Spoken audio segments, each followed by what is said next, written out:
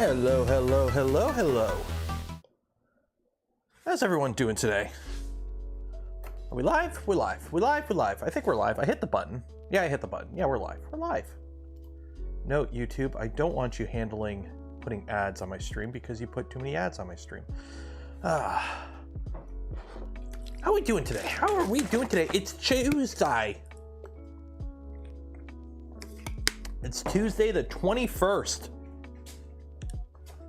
Of November. Oh my, it's already, oh my God. It's like, we get like, we're at that time of the year where it's like crappy, but you get the, like the one really nice day out every now and then. And I'm realizing that was like a couple days ago, and I should have put my Christmas lights up because it's like 1 degree out and it's raining and everything's wet and it's all, you know, that season. I should have put my lights up. But alas, poor York, I did not. Almost Smurf. Yes, that's the other thing. We got a week till Smurf. A little over a week. Well, I'm leaving next Wednesday, so yeah, she's coming quick. I gotta pack. I gotta figure that all out. So yeah, today's stream.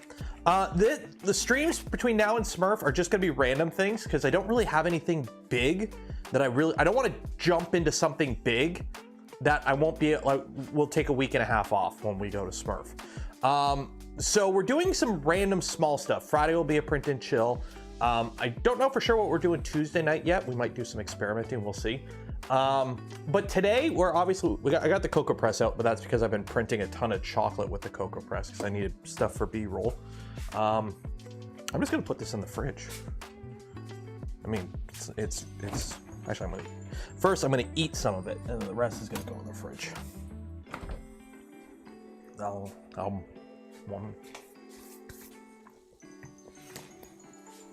Season to do stuff inside. Exactly. Yeah, it's winter. Winter is here. Well, it's not winter yet. It's Canadian fall, which means it's really nice out until it's not. And I think today is the official it's not anymore day. One of the only times of the day I can watch your Tuesday show. Oh, cheers. So we gotta save that. We gotta save this so we can bring it back to E3D. First time, it will be the first time. Yes, first time I'm going over to England to do British things. I'm gonna have some tea and crumpets. I'm going to, I don't know, what else am I supposed to do in England? What are you supposed to do when you visit England? I have no idea. You're supposed to do British things. What are the British things you're supposed to do when you visit England? What's British? Got it, fish and chips. Well, I mean, I got a seafood place just up the street that sells fish and chips. Get drenched visiting. Fish and chips, tea and crumpets covers it. Chips. Okay, so I gotta get fish and chips. By the way, what's the weather like in like the Oxford, London area for like this time of the year? Like, because I'm gonna be going next week. So it's like the first week of December I'm there. So what is the weather like in England during that time of the year? Like, should I be bringing like my parka? I don't think I need my parka. Wet and windy, cold and windy. Pie and shrimp on the Barbie, same. Okay, so it's gonna be wet and windy, so bring a sweater and like a nice coat. The VZ-Bot is functional. One of the things we might do today, or it might be Friday, we gotta put it on the shelf. So I don't wanna enclose the VZ-Bot yet. I wanna get more hours on it printing before we enclose it. But I may end up enclosing it first because I have to print the fan shrouds and they're kind of big. So we might enclose the VZ-Bot soon. I got to print all the enclosure parts for it still, but it's up and it's printing and I printed stuff on it. It's living on the ground because I don't have room for it. I gotta get rid of the Trident, which we might end up doing today. What are we doing today? That is a very good question. What are we doing today? Well, I've got my Prusa shirt on, so we're gonna commit sacrilege and put Klipper on a Prusa. I think that's what we're gonna do. Sorting files. Preheat. Oh, I wanna unload. Auto load. Unload filament. That's PLA. There we go. Ooh. So yeah, we're gonna put Klipper on the Mark IV or the Mark III. Mark III. Prepping for a bear mod. No, we're not doing the bear mod. Why? Two reasons. One, I don't have a bear mod kit. Two, I personally don't think it's worth it. I think the frame for the Mark III. Now, if you have a Mark II or older, do a bear mod. But I think the Mark III frame as is, especially once we get Klipper and input shaper on it, it is not worth the hassle going through a bear mod, I think, in my opinion. Now, granted, I haven't used a bear mod, so I can't really do a direct one-to-one, but just looking at it, I'm like, yeah, you know, this frame could be a little bit stiffer, but is it the cost of a bear mod bad? No. Now, a Mark II or Mark I, bear mod makes a lot more sense there. But this, so the plan is, at some point, this is gonna be the Mark IV at home. What do we mean there? So this is a Prusa Mark III. Ah, loud noises. Cool. Press the knob to unload filament. Yes, there we go. Give me the old filament. So this is the venerable Prusa Mark III S Plus. And today is going to be the first step in the series I like to call Mark IV at home. Because a lot of people have Prusa Mark IIIs, and Prusa sells a kit. They sell upgrade kits for this. Now, it depends. Where are the 3D printers? Mark IV. Do they sell? Where is the upgrade kit? Original. Oh, there you go. So they have a few different versions of the kit. You can go all balls to the walls and fully upgrade your Mark III to a Mark IV. Would I do that for $579? If you had a spare bear frame kicking around, maybe, because then you could pretty much everything you take off, you reuse in a bear frame.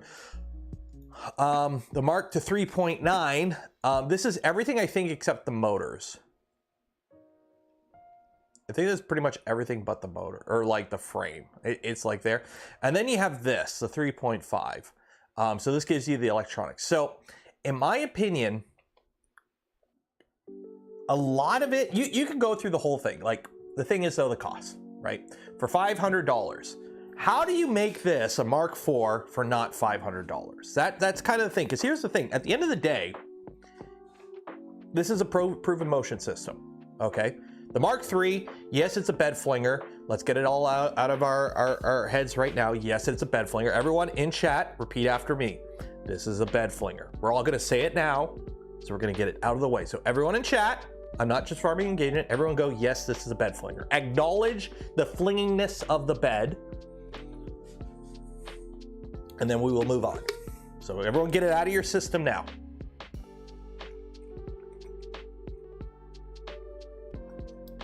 There you go. The YouTube algorithm thanks you for your engagement. Okay, so yes, it's a bed flinger. However, it's a proven design. Everyone who poo-poos bed flingers, I'm one of those people. You can build a bad bed flinger. Believe me, there's plenty of them out there. However, just because the bed moves doesn't mean it's a bad printer. You can still have a good printer that the bed moves, but it's a Mark III. This is the problem, right here. This box. Because this shit is old. We got 8-bit in here. Now, here's the thing. We've already proven 8-bit ain't that bad, because we can run the Ultimaker original at 8-bit Marlin and it'll outrun the hotend. But it's the quality of life. Mark IV at least has a web interface. Let's be honest here. This does not. So Klipper gives us the web interface. It gives us the ability to upload files to it. It gives us the ability to remote monitor. Now, technically, I could do that with this machine because it's got a Pi 02 in it running Octoprint. Okay, we got the Pi 02 in there. But if we want to change anything and whatnot, because the next thing we're gonna do is we are going to be upgrading the tool head. And that's it. In my opinion, that's all this machine, like, to get 90% of a Mark IV, you can put Klipper on here and upgrade the tool head. And that's probably your biggest bang for the buck you will see, because 2130s. The Mark IV has 2130s, 32-bit. Well, with Klipper, you got all the feature compatibility that Klipper has, basically like the Mark IV has. Basically, for everything the Mark IV does that this doesn't do, Klipper will give it to you. Gives you camp, it gives you the bed mesh, the ability to update things easily via web interface, the ability to change stuff out easy without reflashing. This machine will get a lot out of Klipper. Now, we're not gonna be able to print any faster. You might be able to do some tricks to get your print time down, but we're gonna be limited by the flow rate of the hot end anyways. This isn't a high flow hot end. Now, down the line when we put a Revo Roto on here with a high flow hot end, or a high flow nozzle, then Klipper will come into a bit of its own then. What about the probe? What's wrong with the existing probe? It's got a probe. It probes the bed. Probe's fine. Nothing wrong with the probe.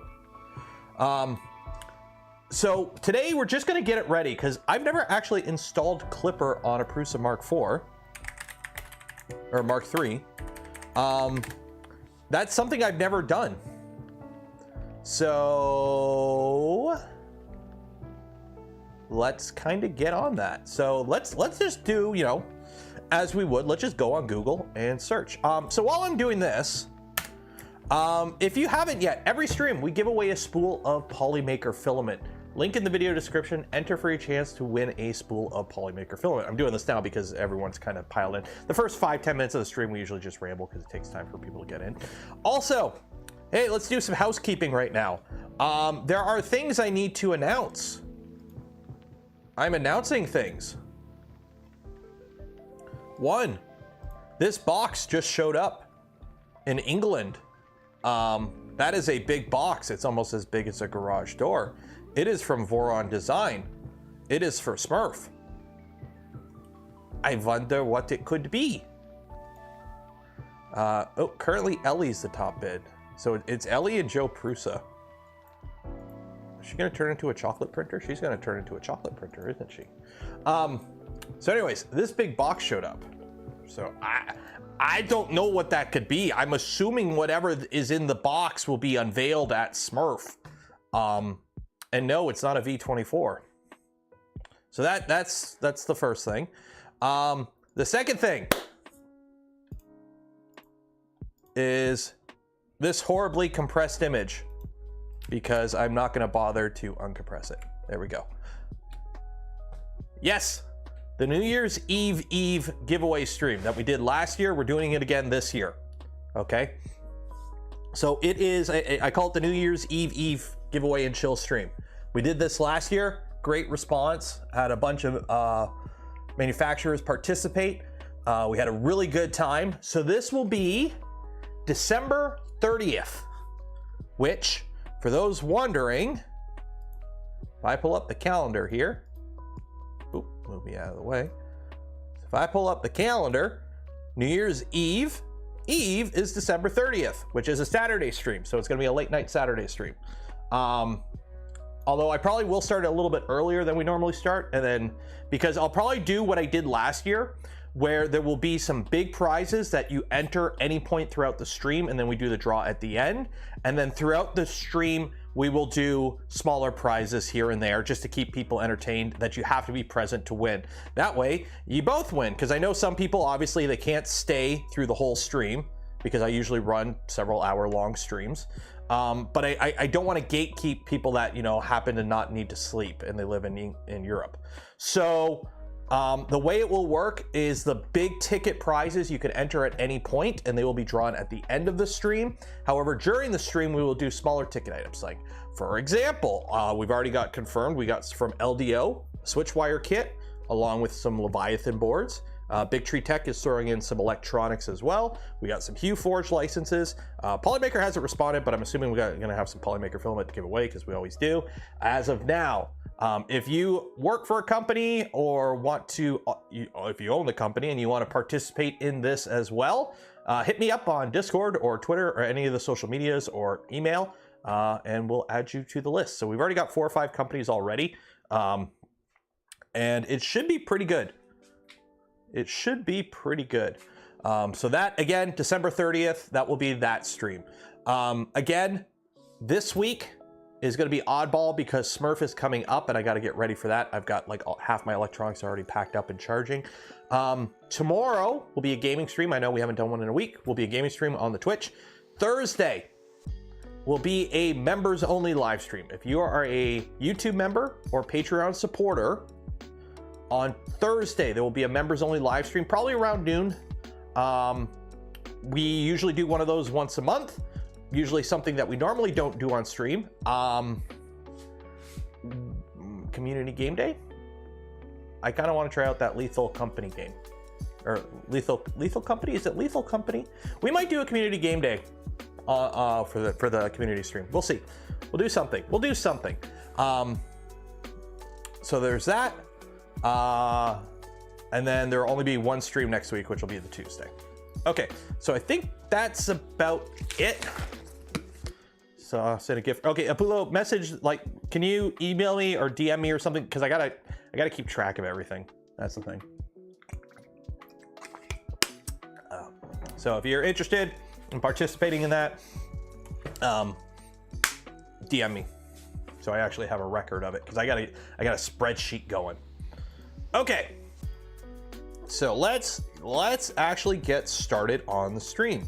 So Prusa Mk3. So let's see, install Clipper on a, wow, I can't spell today. I cannot spell today. Clipper on a Prusa Mk3. So let's see. Prusa forms. Ooh. Now, how old is this? How old is this? This is from 3 years ago. Ugh. Ugh. Nicola's blog. USB to serial. Is this okay? Oh. Guide by Chris Wakaki. There you go. USB ASP programmer. What the biggity boogity boo? Okay. Let's see what the official Clipper config GitHub. Prusa.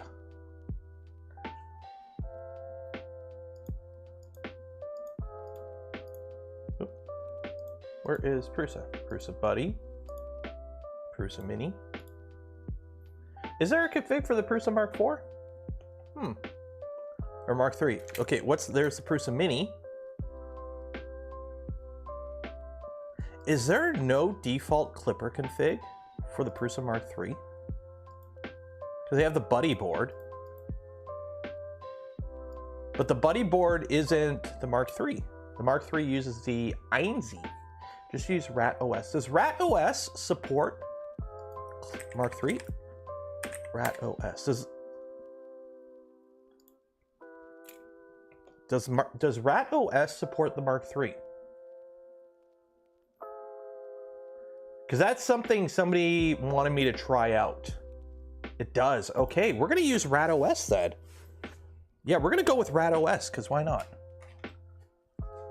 Yeah, well, we're going to try Rat OS. Because for those that don't know, I installed Clipper on the VZBot with Rat OS, and they have this really, like, the way they have it set up is really nice.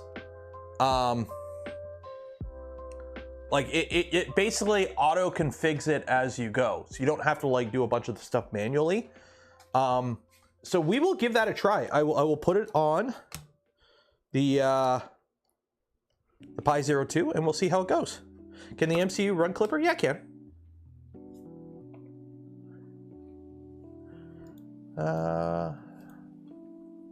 Okay, so we need a rat. Okay, which one do we need? Shoot. Please.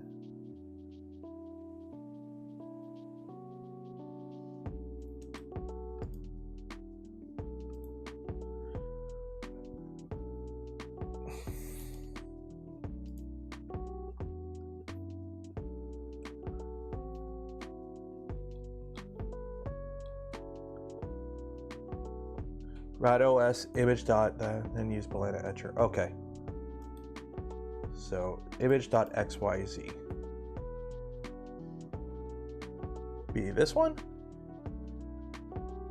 Yeah, it'd be this one. right? Yeah, because it's a Raspberry. Yeah. There we go. Download that. Thoughts on RatOS? I've only ever used the INZ has a bug USB to TTL firmware that's flash using program mentioned to make Klipper work. So can it not? I'm not using USB. I'm using GPIO.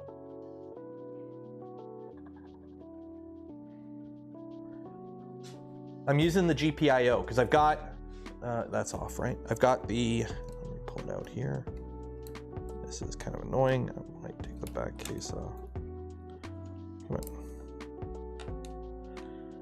Come on. Yeah. So I've got the Raspberry Pi Zero here and it's plugged in via GPIO. So I'm going to save that SD card.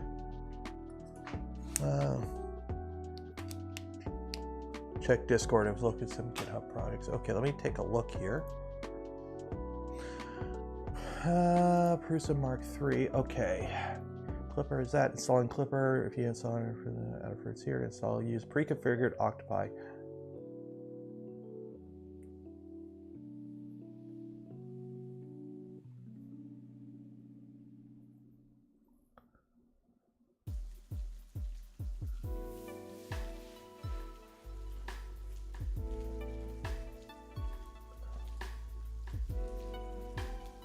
Yeah, see, this is using Octoprint. I don't want to use Octoprint. Yeah, well, we'll give the RatOS option a try. We'll give the RatOS option a try.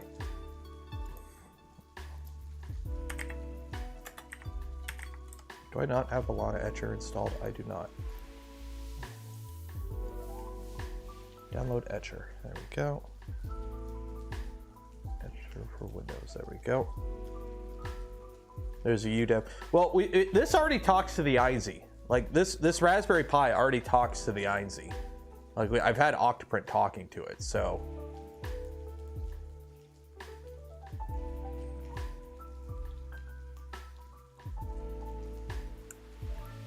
So flash from file, downloads.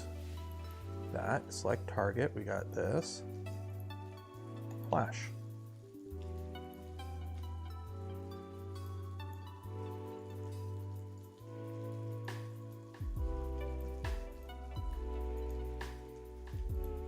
So if I remember correctly,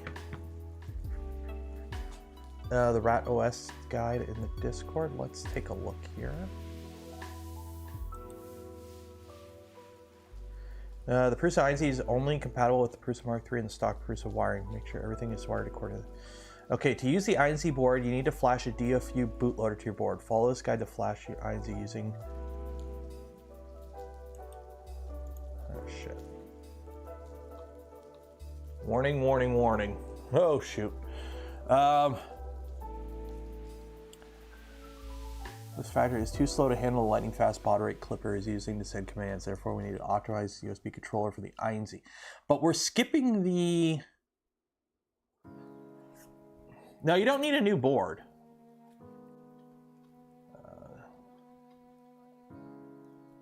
Open SSH sudo. Okay, so we just got to do some AVR dude stuff once we're connected. So that's not too bad.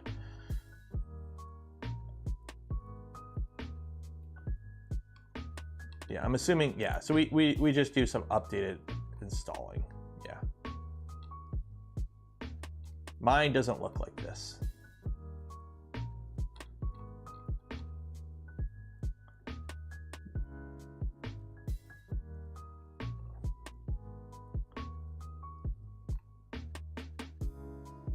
Mine does not look like that.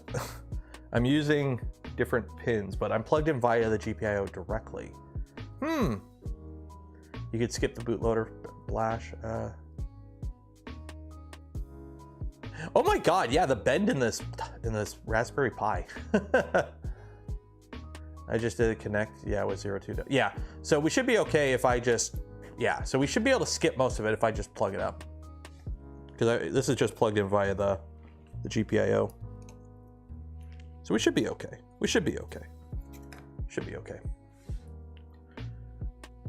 Throwing out the prehistoric INZ and adding, like, yeah, like, it's a 3D printer, it's Lego. You can swap this out with any other controller board if you wanted to. But the thing is, do you need to? This is 24 volts, it's got TMC drivers. Everything else, Klipper takes care of. So, will not work via GPIO. Why won't it work via GPIO? Like, it talked to Octoprint via GPIO.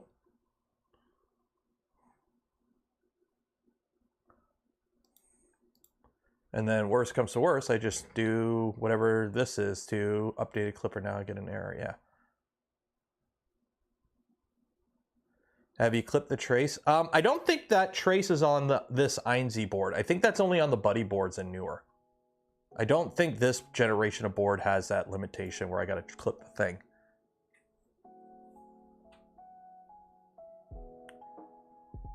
RatOS will search for dev Prusa INZ device. Okay, but what does that mean? Like, which is mapped to the USB. Oh, so isn't there a way? Okay.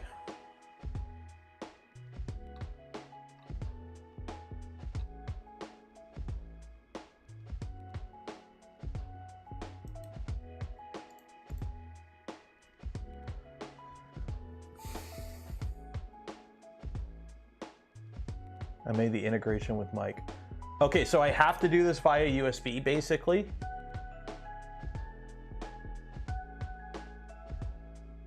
So I would have to connect this via a Pi 4 and connect it via USB. Is that it? I can't use GPIO if I'm using RatOS for now. Okay, let me grab a Mark 4 or Pi 4. I should have one over here. Where's the Pi? There's the Pi. Okay. Put that SD card there so I don't lose it. Get that charger and the USB cable. There we go. There we go. 02 with adapter or Pi 4. Okay, yeah, we'll just use the Pi 4 because I got one right here. So, I mean, this is kind of good. I got the Pi 4 because I'm going to need it for the whatchamacallit down the line input shaper, and then we could swap it to the Pi 02 after. Okay, so we got power.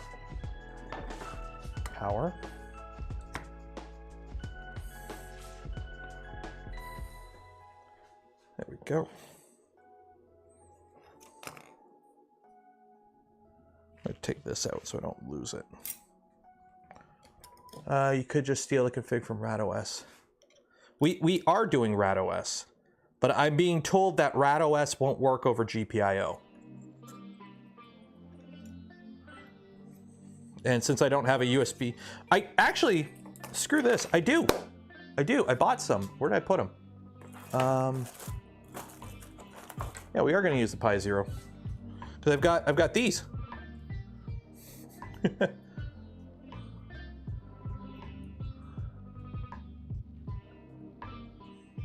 We're going the RatOS route because it's got a pre-made, like, RatOS has a tool in it for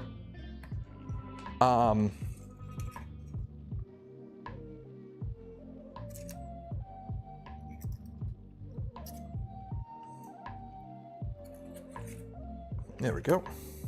Because RatOS has a tool in it for it's still flashing, shoot. For doing the setup. It basically is like a choose your own adventure thing when it comes to setting up a 3D printer. It's actually really nice that it has that.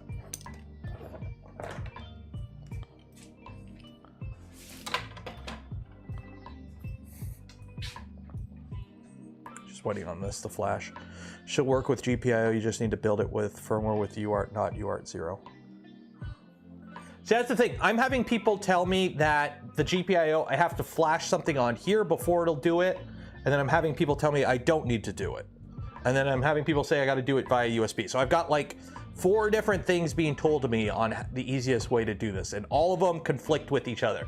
So y'all need to like sit down in a powwow and figure out what the correct way I should be doing this.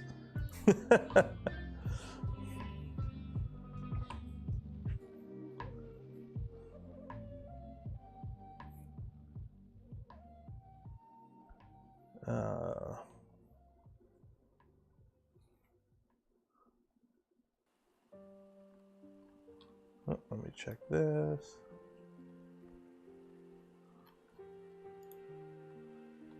There we go. I'm just checking stuff that isn't. Ooh, okay. There you go. Don't listen to chat, read the documentation. Well, there's this.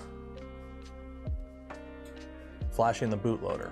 And then there's this, which... So...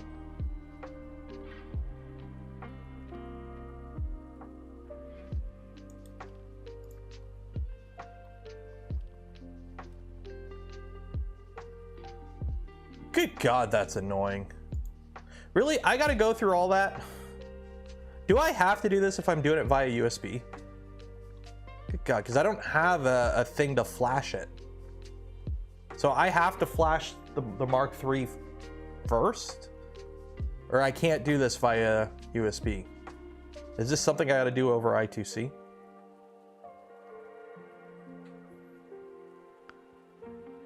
The thing is about to...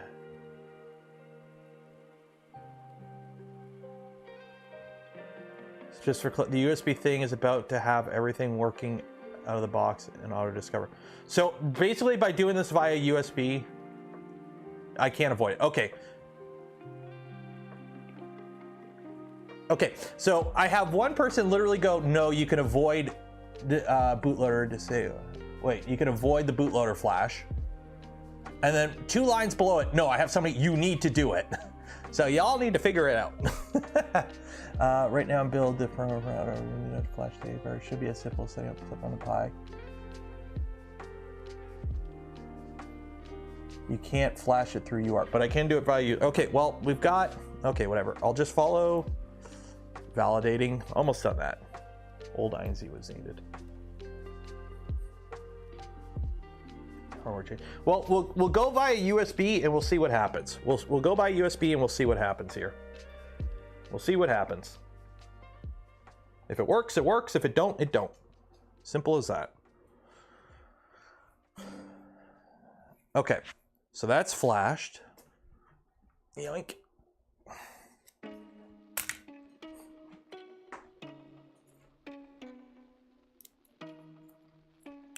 Oh wait, this ain't, I'm gonna need a USB mini power supply. There we go. That'll work. So we power this up. There we go. So that's powered up. We got the printer on. Not that it really matters.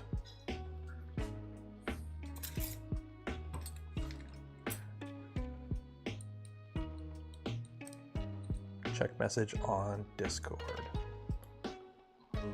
Okay, what message on Discord? I've got like 20 different messages here.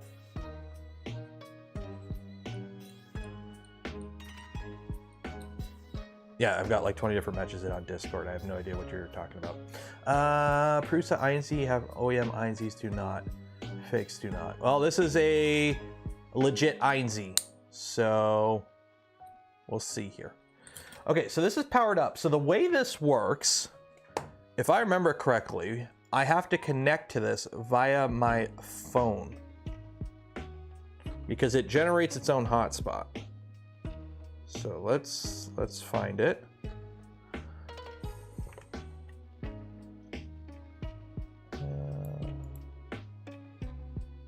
Called a hotspot called Rat OS. So we're waiting for Rat OS to pop up.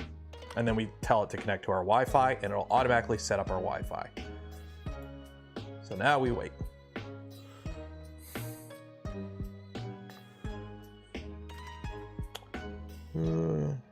If it hangs, just go back to the first step and click flash all devices, yeah. Oh, there we go, Rat OS. I'm assuming the password is raspberry. Okay. So I'm connected to it. Now I need to go to ratos.local.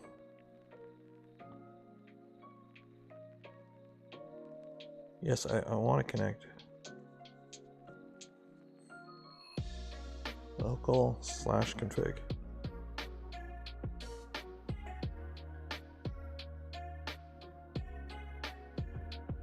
http://ratos.local. Come on. Oh, there we go.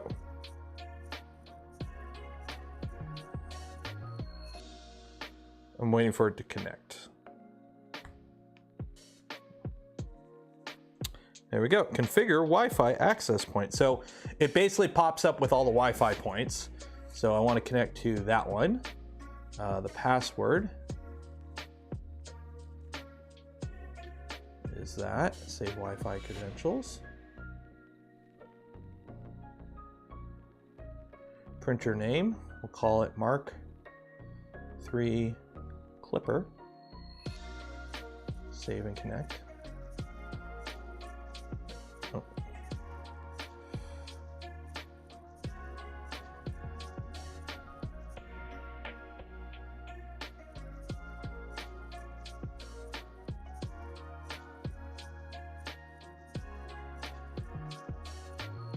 Why won't you work? Mk3 Clipper. Save and connect. There you go. Got it. Okay, so now it should connect to my Wi-Fi.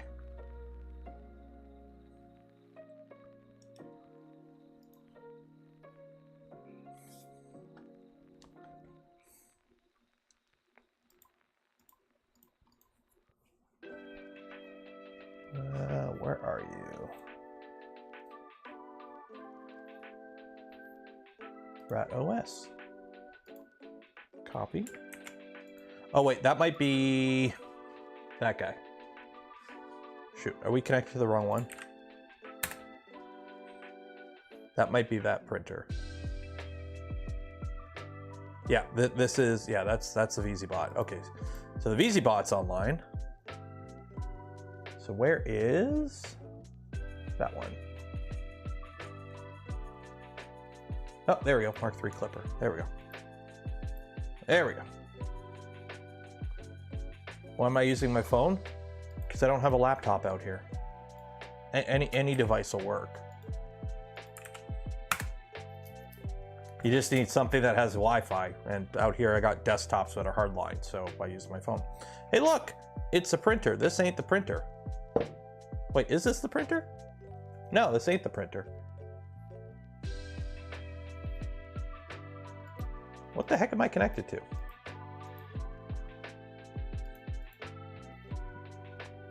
What the heck did I connect to? Mk3 Clipper. Oh, it would help if I actually copied the right thing. Copy, there we go, okay. Paste. There we go. There we go. Okay. So where is that? So we've done that. Follow steps. Alternative is that preparing your control board. So now we go to this.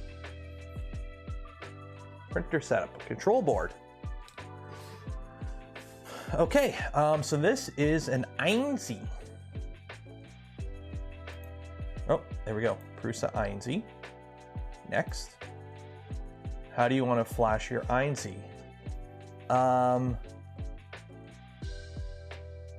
Is there an SD card in it? Do you flashify an SD? Oh, you flashify the SD card in the front, right? Yeah. So flash manually. Disconnect all wires except for power and USB and make sure the jumpers are set correctly. What jumpers? Prusa Einzi was not detected. Check board status. Like, we are connected via USB. Oh, is the printer on? Yeah, the printer's on.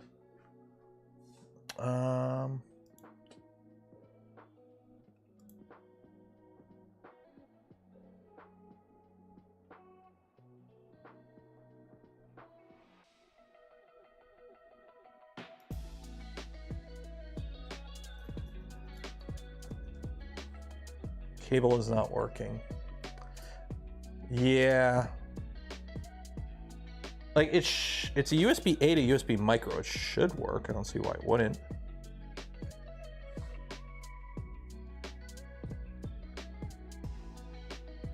The INZ is detected out of the box. So then why is it saying INZ is not detected? So try a different cable. Try a different cable. Hopefully these USB-A to B cables I bought aren't like shit and actually work. And aren't like just power cables. The INZ is detected. Okay, so if this doesn't work, I'll just switch over to the Pi 4. Okay, so plug in that. Plug in that. Back. So this is an INZ.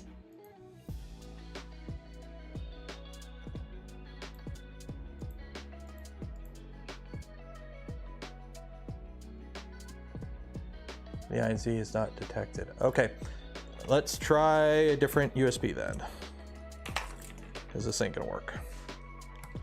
Let's try, take this SD card out.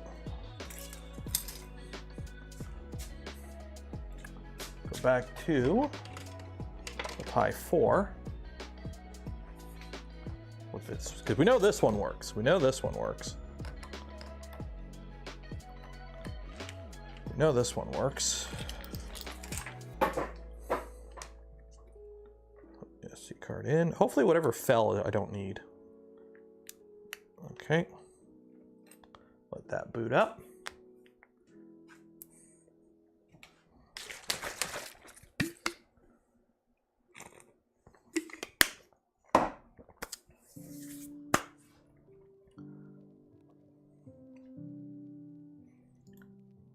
Wait for that to reconnect. Did it boot up that quick? I guess it boots up that quick. Okay. So we got the Prusa INZ.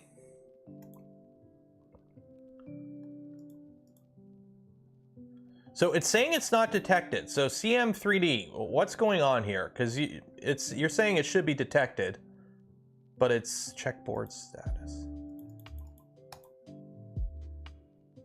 Like, should I be flat? Like, what's going on here? Because, like, I think we're, like, trying to follow two different people's instructions.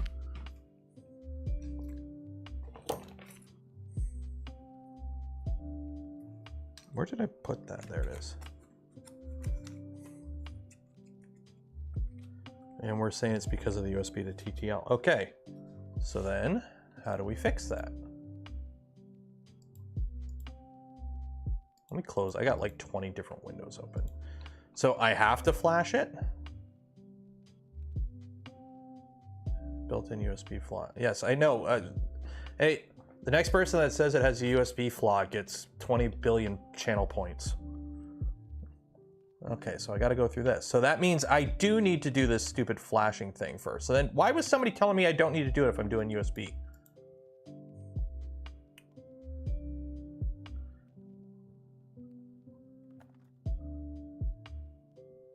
Prusa not a Rambo board?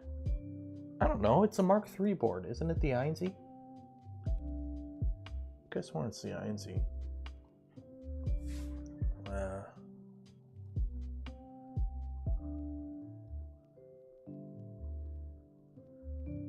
Yeah, because I'm not going to go, it's an INZ Rambo, yeah.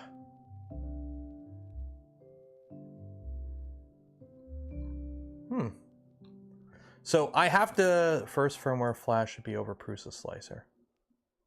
Okay, where the hell is that coming from then? Because this is saying, like, okay, when did you use the card, delete all files? Well, it's saying here, this compiles firmware, and you know what, screw it. You know what, I'm just gonna do this. I'm gonna compile firmware, I'm gonna put it on the stupid SD card, I'm gonna flash it. Because this is what it's doing.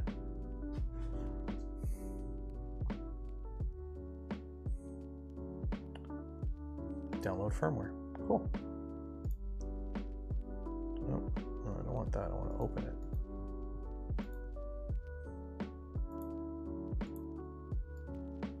Okay. If you're copy the firmware to that, make sure the firmware is called firmware.bin. Okay.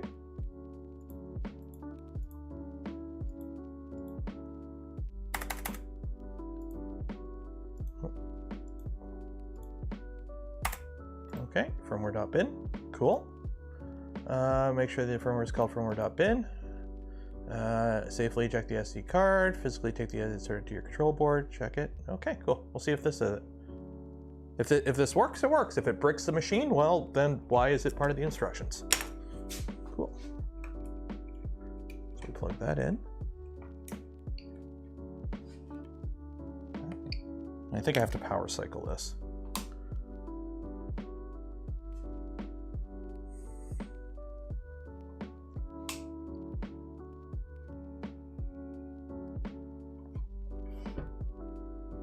That doesn't seem to do anything.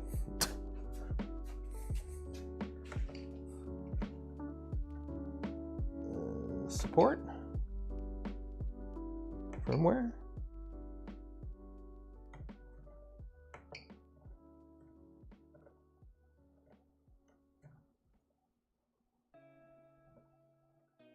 Well, I guess that doesn't flash it. Why is it so hard to do this? There's no way via USD. Okay. There is a difference between flashing the firmware and the bootloader. Okay. I know that. But somebody at the very beginning of the stream said, hey, RatOS works. So I went to RatOS and I followed the RatOS instructions and it don't work. So now we have to like do this stupid extra thing here. Shoot. Because there's nothing in the actual RatOS that tells you there's an issue. There's me.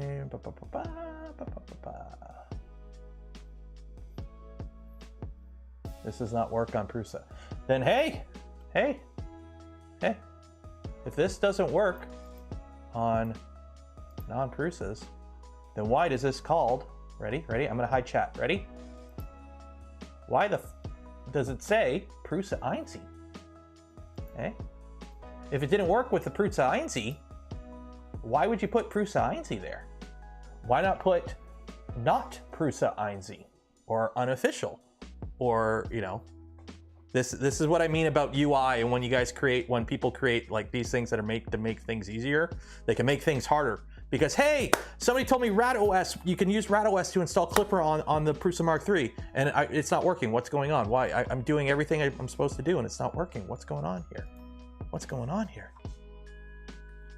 What's going on here? It's not detecting it. What is going on here? What's going on here? So I have to do this stupid flashing thing, apparently. Let me see if I can find. So okay, straight off the bat, am I gonna have to hunt down a freaking Arduino so I can flash this thing? Like, are we not getting anywhere unless I like hunt down an Arduino and flash a bootloader on this thing? Is that kinda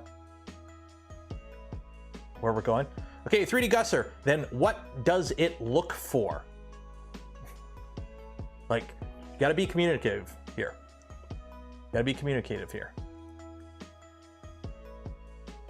You have to use Prusa Slicer to update the firmware.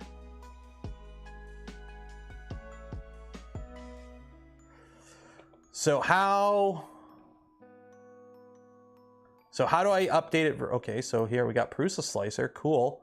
How do I update the firmware with Prusa Slicer? Configuration, firmware, so not by SD card. Okay.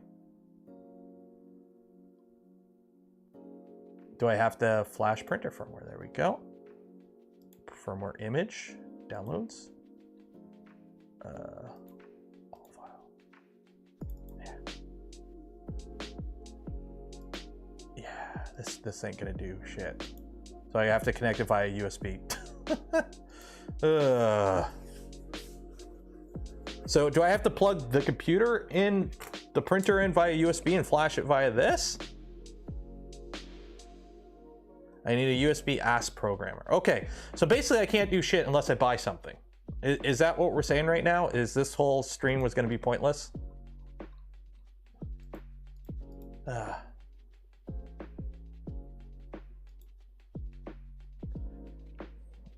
Unless they tweak that Prusa Slicer won't do a bootloader. Okay. Connect PC to printer. Okay, people are saying connect to PC to printer. I ain't gonna reach shit. Well, it's connected via this. Grab an SKR. I can use it all. Yeah, we're not getting into that today. Okay, what do you guys want to do instead? What do you guys want to do instead? This is going to be annoying. This is too annoying. Plug USB cable into computer. Okay, fine. Somebody's saying plug USB cable into computer. Ready? Ready. Okay, let's do this. Let's do this. I'm plugging the USB cable into the computer. Where is my header? There. Oh, am I using all the freaking USB ports in here? I am. Unplug you. There we go. Okay, ready? Configuration. Flash printer firmware. Rescan. I don't know which one of these. USB serial port. There it is. Cool. All file. Ready? No, this will probably kill it. Blaster time. I don't have all the parts printed yet for the blaster. I don't have all the parts. Go to configuration slicer. We do. That's I have this window open right here. Ready? Are we gonna kill it? Because let's see. Is it USB 6? Rescan. Yeah, it's USB 6, so it's being detected. Content, it's do it. Cool. Rescan. Yeah, there it is. Mark 3. There's the firmware. .bin. Cool. Is that the correct file? Sure. Whatever. Flash. I mean, it's doing something.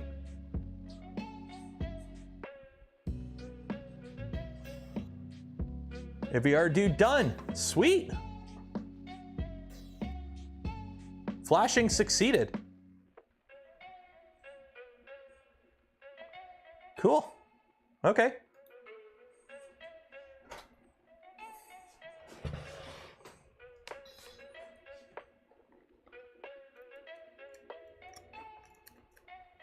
Okay. What's the screen say now? Uploading firmware. Do not disconnect. Verify 100%. Oh. Cool. Well, I'm going to turn it off. It said it was done on here. I mean, if we brick the printer, it's not like, you know, it's still saying original Prusa Mk3. Okay, well, if we bricked it, we bricked it. Ubaldi Arthur, if you throw the talent on this Klipper thing, we should switch to sorting screws. No, we'll print with chocolate. We'll do some chocolate experimenting. Okay, so now,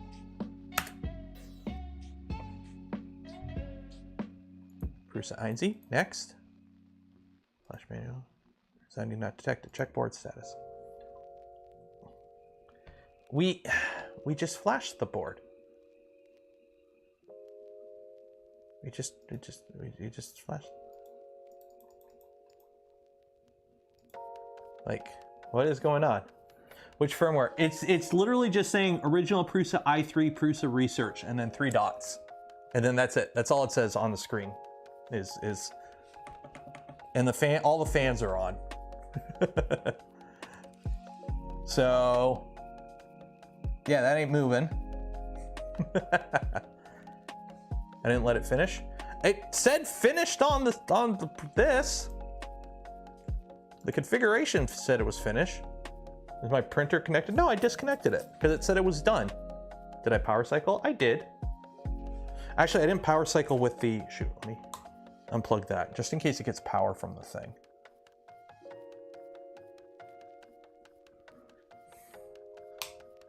No, I don't have an Arduino on hand. Yeah, it just says Prusa original. There we go. Yeah, because we flashed it via this and it said it was done. SSH in the Pi and check the connection. It should see, yeah.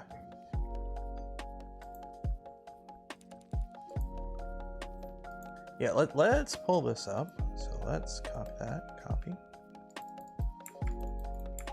Copy. Okay.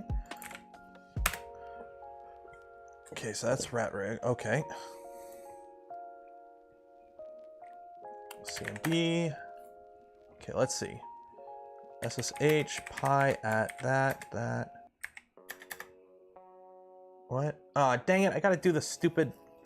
Add correct host key. Add offending. Oh, bloody hell! It's because I reuse this stupid thing. I hate when Windows. Why do you do this stupid shit? It's annoying. Now I gotta like go in here and delete the stupid folder. System users. I gotta dig through all this bullshit. This PC, C, users, super. And I gotta find the SSH, delete that, cool. Try that again, yes. There we go, we're in. Okay.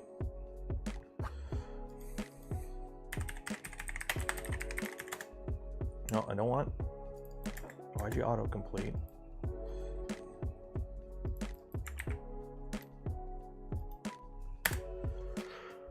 Well, it sees the Prusa.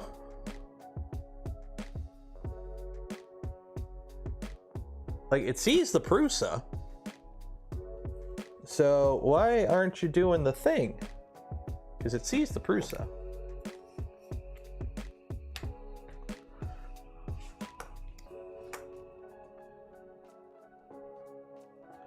Okay, maybe if I put that in there. Turn that off. Maybe now it'll flash over the SD? No, the screen literally just says original Prusa, Prusa research, and then that's it. Like I got no options to change anything.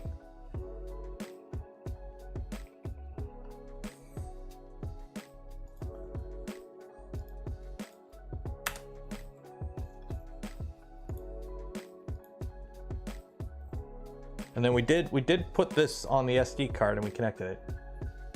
You have to put that in manually now.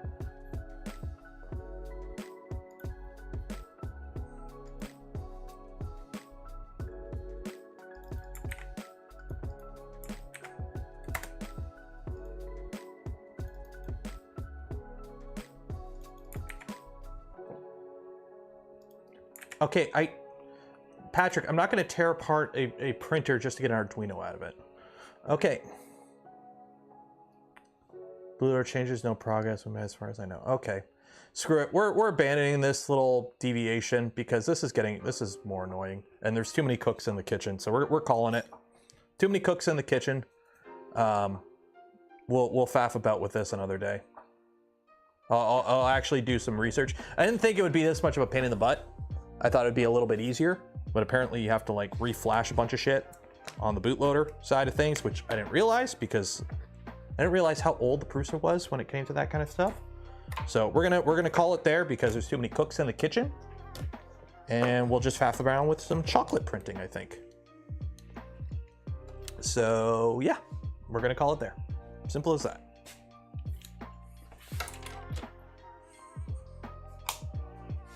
There we go. Put this on the ground. And grab the chocolate printer. We're gonna print big things in chocolate instead. Yeah, some other day. I'll look up some proper guides to it and whatnot, so we don't have 20 different people yelling 20 different opinions on how to do it, when half of you literally have no clue what you're doing. No offense. I know some of you are just trying to be helpful, but if your comment literally tells me to do the exact opposite thing of the comment above, and everyone thinks they're right, we're not getting anywhere. So, yeah, we'll just pause it, come back to it another day. So, is what it is. It is what it is. I need chocolate in this. We are out of chocolate. Oh no, I'm out of chocolate, folks. Put the stock firmware. Not really worried about it. It's not like I use this machine that often, let's be honest. We'll get Klipper on it at some point. We'll get Klipper on it at some point. Where's my chocolate spatula? There we go. Chat gets devastated and loses his shit. I'm calm right now. Do I look like I lost my shit? How does this look like I lost my shit? There's a difference between realizing we're not making progress and chat has kind of devolved and calling it early before everything we get to that point. There's a difference. It's called reading the room. So let's turn you on. Okay, what kind of chocolate? Are we doing dark, milk, or white? What do you guys want? You want white chocolate, milk chocolate, or dark chocolate? What kind of chocolate are we printing with today? Actually, is this warm enough to print? It is. We're good.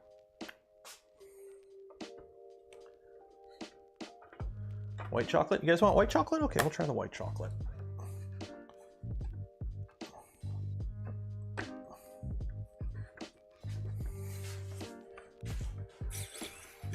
There we go.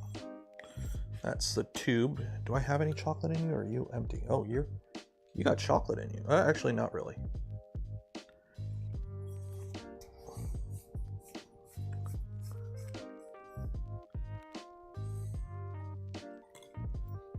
There we go.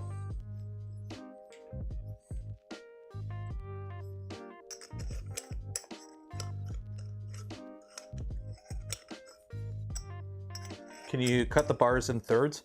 You probably could. The problem is the chocolate wouldn't flow that good. You have to be kind of careful.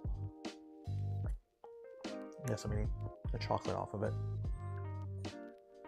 Okay, let me get some white chocolate, because you guys want to try the white chocolate. Okay, what am I gonna print? Post. Right now, I've got the 1.6 millimeter nozzle loaded in this. So, what I want you to do is go on the Discord and share a model, a link to a model, or something you want me to print, because we're gonna be waiting for this to heat up. We're gonna be waiting for this to heat up for about 20 minutes, so. So literally, you take the tube of chocolate, you put the chocolate in the thing, and then you install it.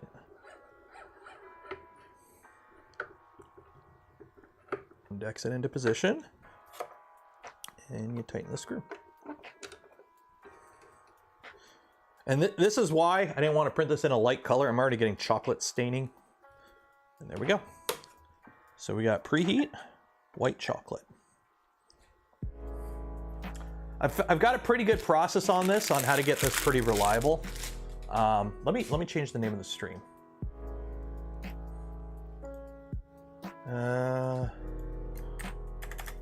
Nevermind, printing chocolate instead.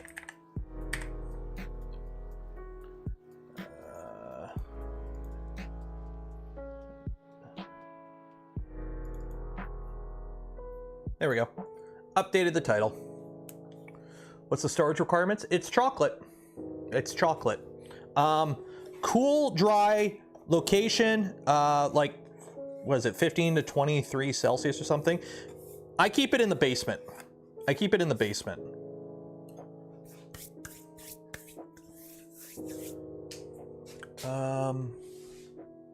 Ooh, Christmas tree. Actually, a Christmas tree would be nice.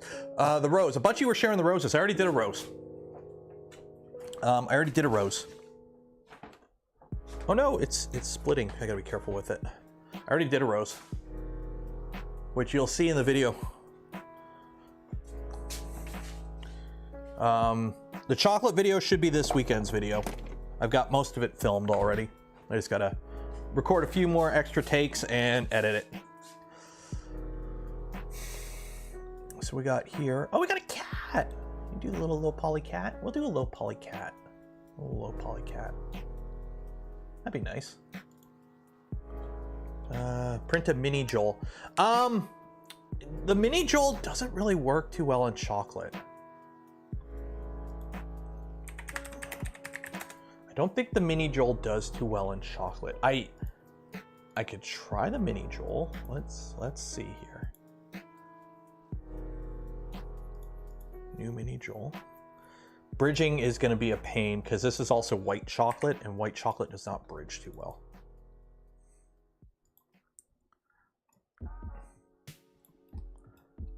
I can make it bigger. Like, we can give the mini Joel a try. If you guys want to try the mini Joel, we could try the mini Joel. 100, nope. Square cube law is a bitch. 65 grams.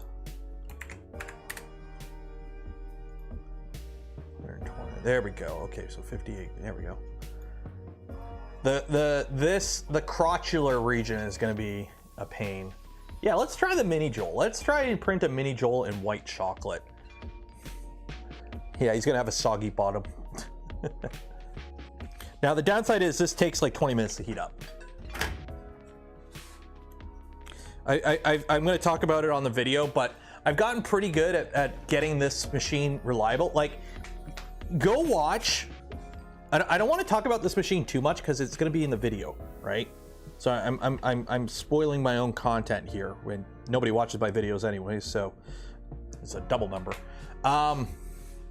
But watch some of the videos of other chocolate printers and then compare it to this. This thing is so night and day compared to other chocolate printers on YouTube.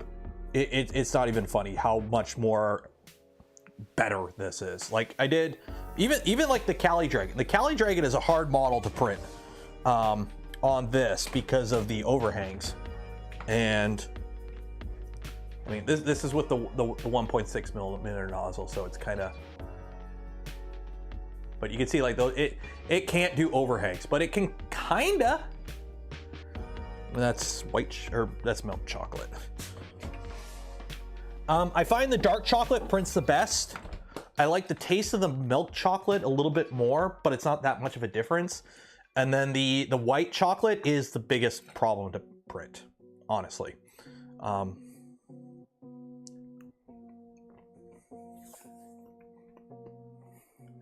Num num num num num. I keep eating it.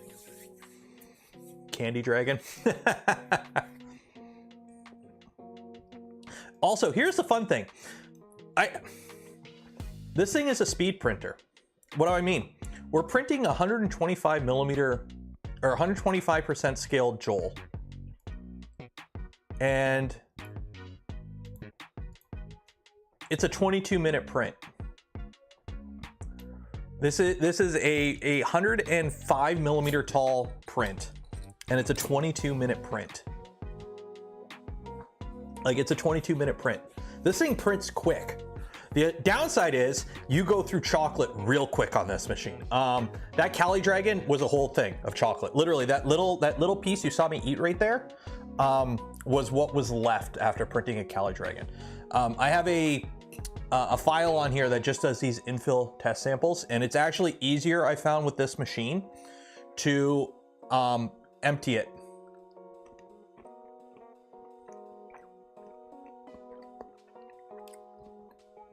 That's good. It's easier to empty this machine than it is to, because if you don't print all the chocolate and you want to change chocolate, you have to let the chocolate that's inside of it solidify, because otherwise it's like a semi-molten mess, and it's a mess. You have to like let it solidify, and then you use the little plunger to pop out the slug, and then you put the new chocolate in. But if you let it run empty, then you could just do it quickly. So what I do is I basically, whenever I print anything, I try to max it out. So you get about 65 grams is the safe number in a spool or in a slug. So anytime I print anything on here, either I'm printing a full plate or I'm printing one thing that's scaled to use up pretty much all the chocolate. You basically, you get one tube. That's basically what I kind of do. I don't print anything that requires a reload halfway through, because you can, but it's not exactly the most easiest thing to do. and it's just easier to print either multiple parts or just do a full bed at once. Basically, you want to print the whole thing at once. So, would more tubes fit? No. There's no cooling issue. There is, for anyone thinking that, you know, cooling helps, it doesn't. I've printed in this, right now in this garage at 17 Celsius. I've printed in here when it was 6. It didn't affect the print at all. So if you're a temperature delta from 33 degrees melted chocolate to 6 degrees ambient room temperature, if that doesn't help the print quality, then nothing will. Because if you would basically have to freeze the chocolate, and by freeze I mean drop it below its glass transition temperature, which is room temp. You pretty much have to freeze the chocolate the moment it leaves the nozzle, and anything that would be able to do that is going to cool the nozzle to the point you're going to get a jam. There is such a narrow temperature band that this works. Active cooling isn't going to help. No cooling is going to help. Like it's literally just, you have to let it, you just have to let time do its thing. So you're never gonna get crisp overhangs. Like I've seen so many comments already like, oh, you know, you're printing chocolate. Chocolate is not designed to be 3D printed, but they kind of found something that kind of works. By cooling, I mean having in the tube. You can, the problem is you got these little plungers up in there, and what happens is, if you saw when I took it out, I spun it. I find if you spin it, it kind of breaks the chocolate off the plunger. Sometimes you're lucky and you can pull it out and the plunger comes with it, and you can leave like that. I've done it where I've had to change film or change chocolate quick, where I've taken the whole tube out, put it in the freezer, let it solidify, and then swapped it. But it leaves a mess on the plunger. So it doesn't, the plunger always doesn't come. It should come, but it doesn't always come out with the tube. So.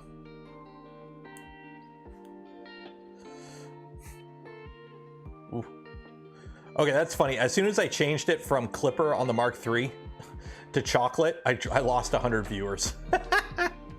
Oh, that hurt. Oh well, whatever. Like the smash button. If you want to help support the channel, content I create, things I do, consider becoming a channel member or Patreon supporter. Link in the video description.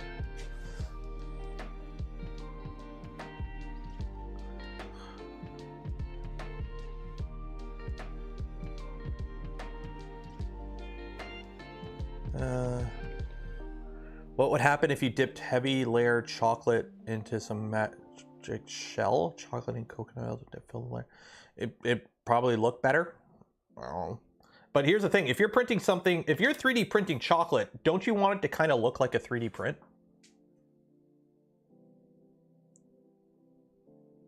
Magic freeze spray when they're working with melted chocolate and they want to slip. Yeah, it's called take an air gun and flip it upside down.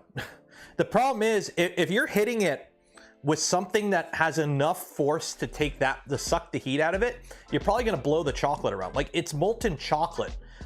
There ain't much to it. If you tap it, it'll stick to your finger. Like, it's molten chocolate. So if you're hitting it with a fan that's moving enough air to suck the heat out, you're probably just gonna blob the chocolate. Like, you're gonna blow the chocolate around.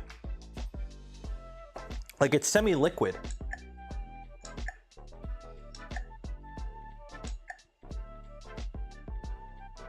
Oh, I gotta home it. So we see move, home all.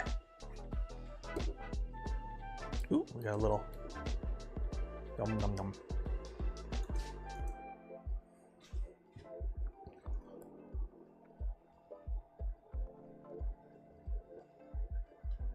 So what I found, my usual startup process for this, turn on the machine, home it, whatever, start heating the chocolate up, and then it takes like 20 minutes to heat the chocolate. But what I find is you kind of want to like force extrude some chocolate like that. The milk chocolate or the white chocolate is honestly the worst chocolate to work with. We might be good to go right now. We might be good to go because this is pretty liquidy. The white chocolate is the hardest chocolate to print on this machine.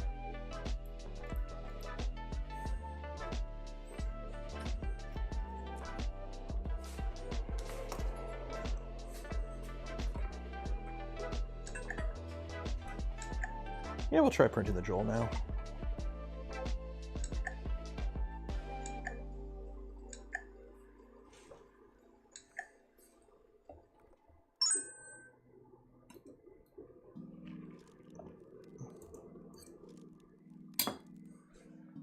See if it's molten enough.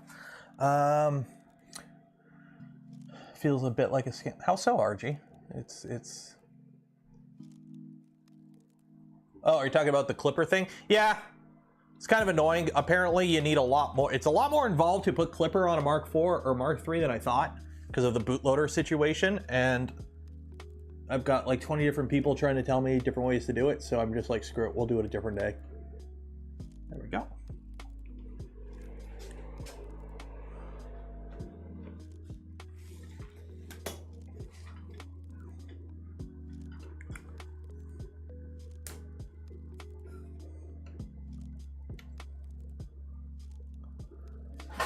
Oh yeah. So the advantage with the white chocolate is it flows really easily.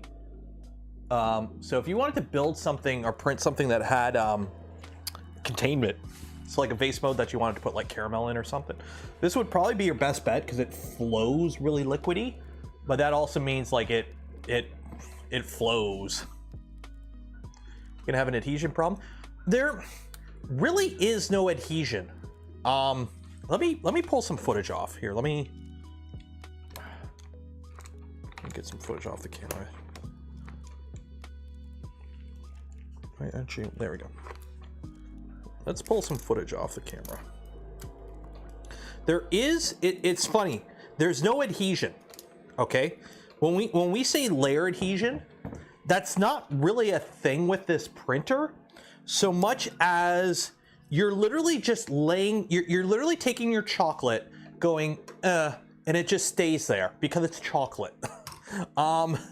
It doesn't really stick. There's a bit of tackiness to the bed, but there's no stick.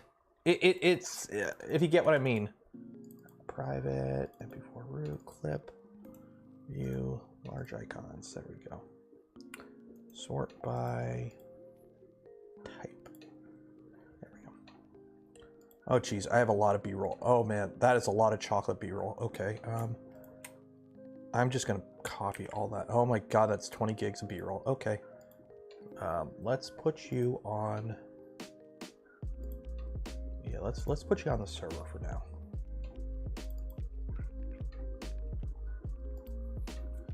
Port. New folder. Cocoa Press. Overview. There we go. Paste. There we go. There we go.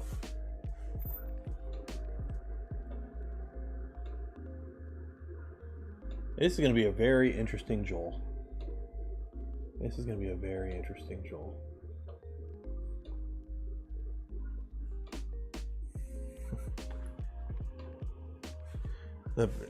Oh yeah, the 14. That was really fun. Did anyone else here watch the 1440 Makes charity stream?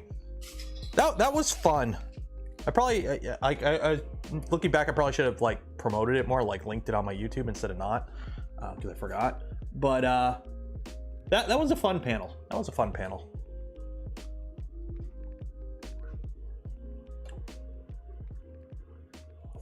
Gravity equals.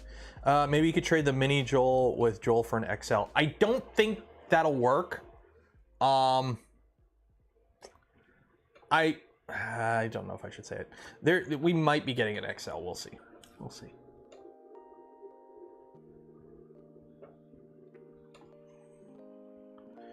You missed it. You didn't miss anything, Aaron. It didn't work. the Mark III Klipper didn't work.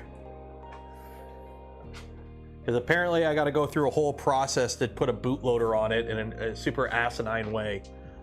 That I had people telling me I didn't need to do it, then I had to do it. So we kiboshed it. Instead, we're printing chocolate. Look at that bridge. Look at that bridge. Look at that bridge. That is a bridge.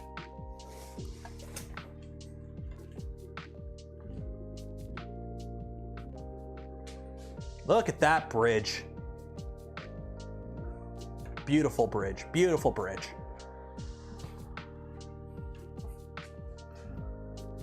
The crotch drop. Put your finger there and hold it. Honestly, that would probably help. That would probably help. That would probably help.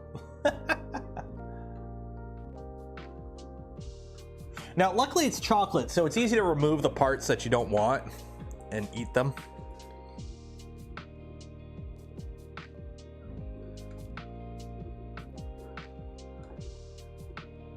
I mean, just think about the fact that we just, you know, this is a chocolate printer and it's somewhat working.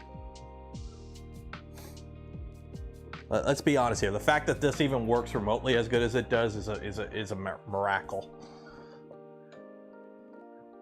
Come to the next event. I'm not going to bring this to England. Also, I think he has one already. They printed him one at Earth.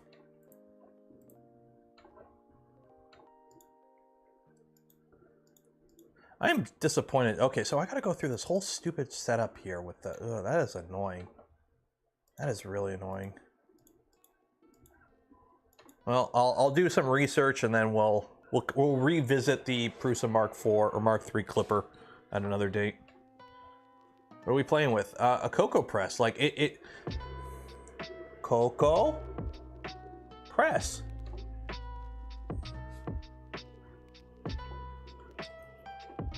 What am I printing with? Chocolate. White chocolate.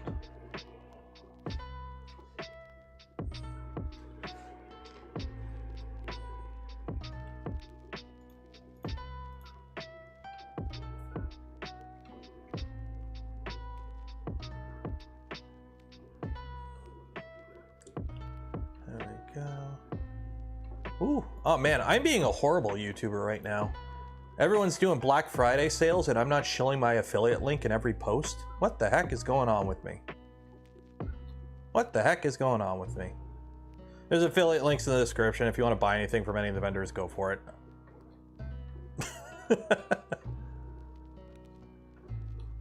Oof, I'm being a bad YouTuber right now.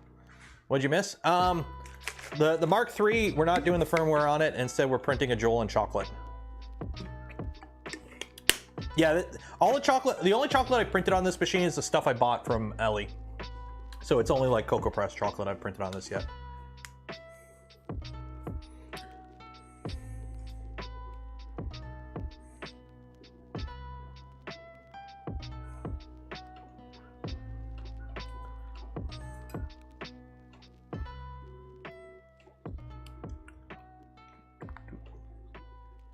I still can't get over how big that box is. Do you know what's funny? There's not even that much extra room in that box. That's the funny thing.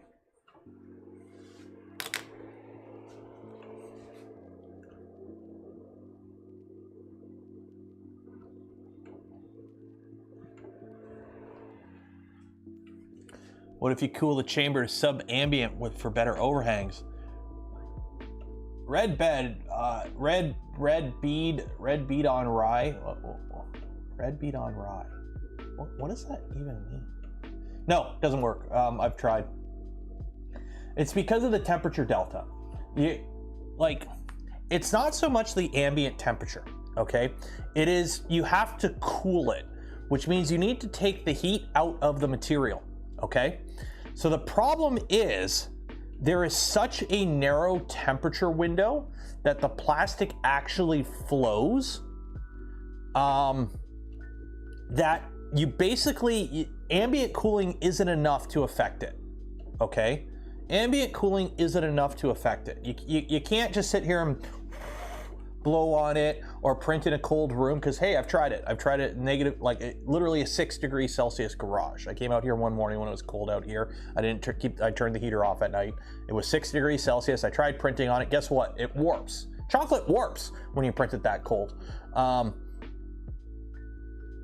Found that out. But does the print look any better? No, it doesn't, because you literally, as the chocolate comes out, it basically gets to, even right now, if you look at it, let me get some tweezers here. So, so it just laid down this, okay? Look at that. That's mushy. It's mushy chocolate, right? You can see it there. It's mushy chocolate. It takes time for it to cool, but the thing is, you can't blast it to cool it enough where it'll make any effect in print quality without it basically causing jams. Because if you look at that nozzle, that's a pretty thin, small nozzle, and it's stainless steel. So if you have a fan down there that's blasting it with enough air to cool the chocolate to improve print quality, you're also gonna cool your nozzle. It's only 33 degrees Celsius, and it's not like you can overcompensate that by heating it up, right? Because if you keep the chocolate too much, it doesn't work in the opposite direction. It turns to liquid. So you need to melt the chocolate to a semi-molten state that's just above its congealing point, and then extrude it. And the thing is, you saw how mushy it is. So if you were to try and hit it with a fan that's hard, you know, any fan that's moving enough air to cool it down is going to blow the print over. It's basically going to cause the print to like look like, you know, it's like, you know how a tree grows, where you could tell which way the wind normally blows in an area by looking at the way the tree has grown. You're gonna get the same thing with all your prints. It'll just, all your prints will be keeled over to one direction because of the fan.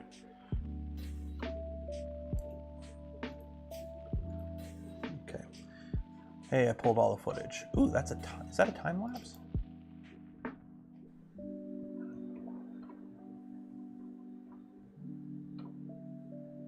Look at that B-roll. I'm trying to think, I've got.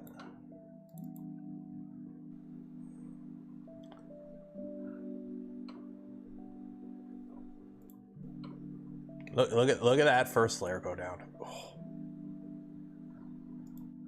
Playing around with focus and whatnot.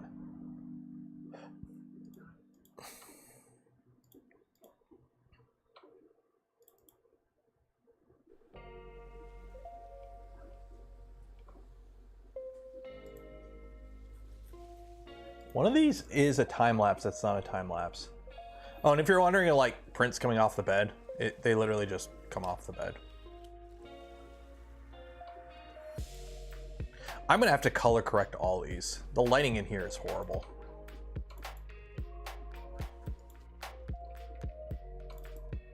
Which one of these is the Cali Dragon?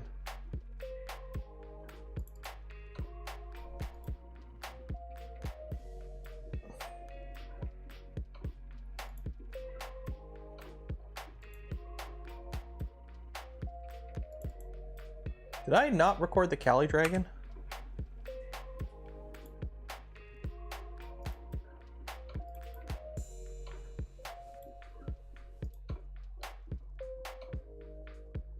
I think I forgot to record the Cali Dragon. Yeah, the prints literally just come off the bed. Dang it, I thought I recorded the Cali Dragon. I guess I didn't.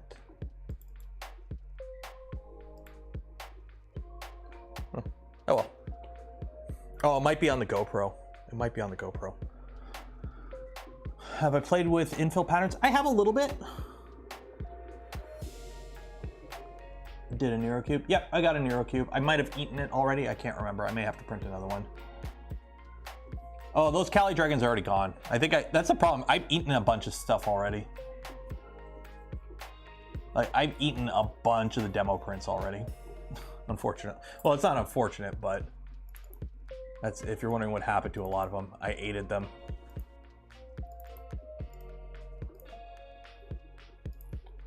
Yeah, I could have sworn. Shoot, did I, is it saved to a different drive? Sort by size? Oh, it's this one. It's this one. There's the Cali Dragon. It's this one, because this is a stupidly long one. Yeah. So if you want to watch the Cali Dragon print in real time. So instead of doing a time lapse, I just recorded a 30-minute video at 4K of the Cali Dragon.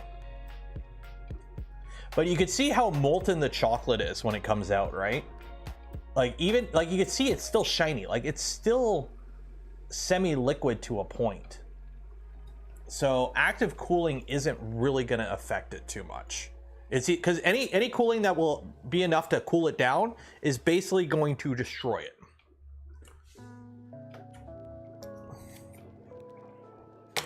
That's just kind of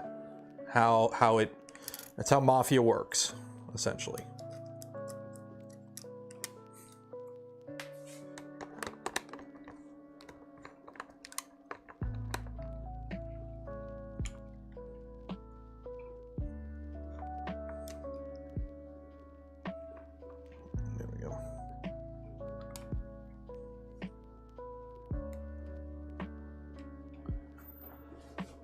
Print in a beer fridge.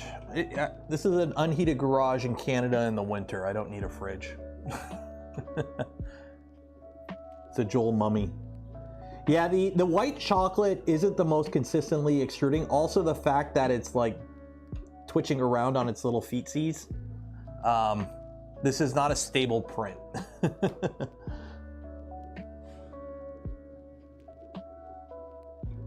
Because you have a bit of surface tension too with the print, so when it moves, it kind of like drags it a little bit. But we're almost out of chocolate. In case you're wondering, like, if you look at it, we're almost out of chocolate. I gotta charge this now. I gotta get this charging. Scott Burgum, $2. Cheers. That's USD, so like 100 CAD. Not really. Our money isn't that good, but it's better than that. Put a brim on it. A brim won't work in chocolate because of the layer adhesion. Like there's not enough, you're not getting enough strength out of the material to be worth doing a brim. The brim wouldn't be enough to hold on to it, essentially, I believe. Charge this now. There we go. Let that charge.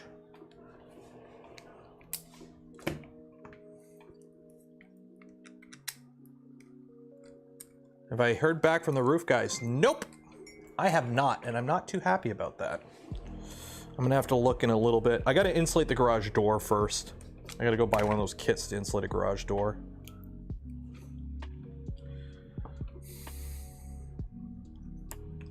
Okay, let's pull off the footage off the GoPro. Let's pull off the time lapses. See how those turned out.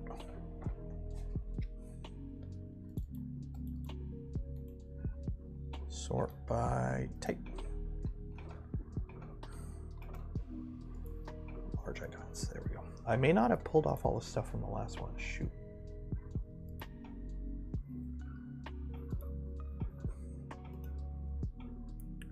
New folder.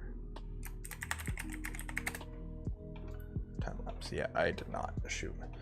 Just don't shoot your installation like Steve. Finding kind of like pulling teeth. Like it's a local thing. It depends on where you're at. Yeah.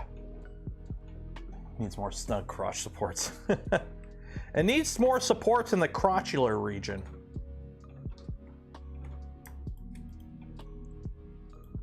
Okay. Paste. There we go. Copy that off. I'm gonna show up sometime. Yeah. Yeah, I need to get the it's not so much like insulating the ceiling will be nice. But it's the garage door I'm losing most of my heat through, I think, right now.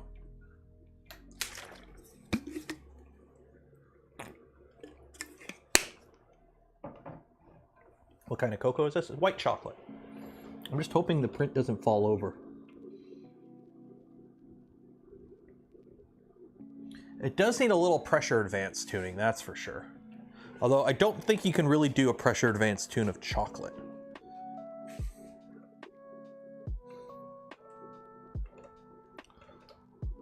But yeah, for consistency and full disclosure, the white chocolate is the worst chocolate when it comes to print quality. Like you can get, like you saw the rose, right?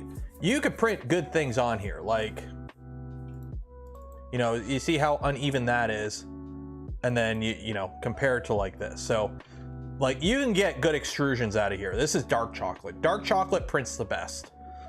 The white chocolate is the pickiest chocolate to print with.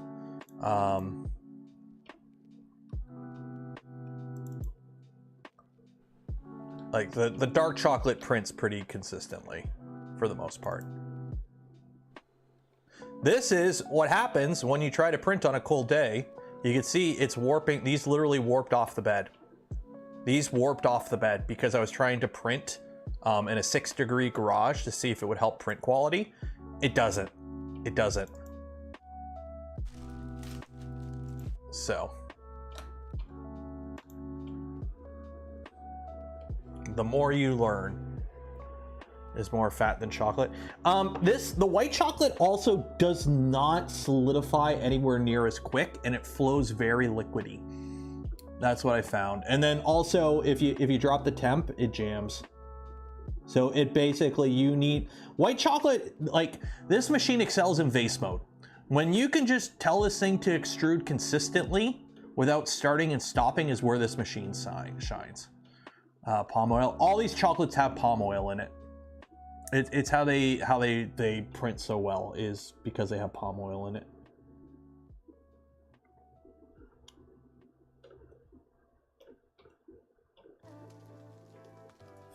Is this grid? Yeah, that's grid infill. I could literally fill this thing with caramel right now if I wanted to.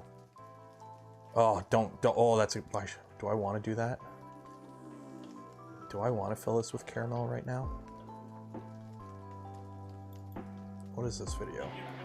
Oh, no, that's that. Okay. Cool.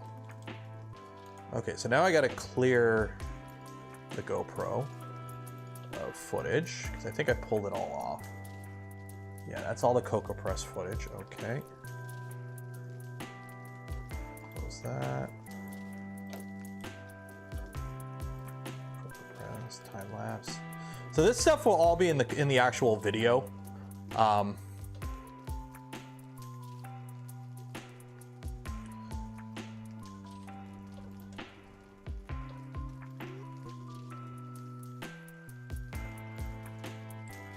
So I'm just teasing you with some B-roll for now. What is this, a bunch of Cali cats? Yeah. Oh, this is Nero cube? Yeah, this is a cube. That's white.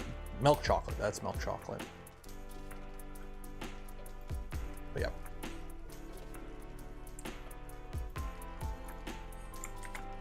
Delete everything off the GoPro. Hopefully I pulled everything. That's all the Murph footage, or Earth footage. Okay. GoPro's clean, all ready for Smurf. Yay. Who's excited for Smurf? Anyone here going to Smurf? Who here is going to Smurf? Where's Klipper on a Prusa? We abandoned that because it didn't work. That's why I've renamed everything and changed the thumbnail. The Prusa didn't work. Oh, don't drop the GoPro. It turns out we have to install a bootloader on it, which you need like an AVR or you need an Arduino to do, which I'm not going to go bother setting all that up right now. So we kind of just did screw it and went to chocolate printing. So we're trying to print a Joel out of chocolate. That's what we're doing. Ordered bed, bottom panel, and electronics panel for the fat rig, over 600. Oof. Train and hotel room. Oh, well, if you're already there. Chris Rally's not going to Smurf. It's in England a lot. Yeah, Joel's looking a little rough. Joel's looking a little rough. Of course, it's hard to see on this angle. You probably see it more from over here. Just how much this print is shaking.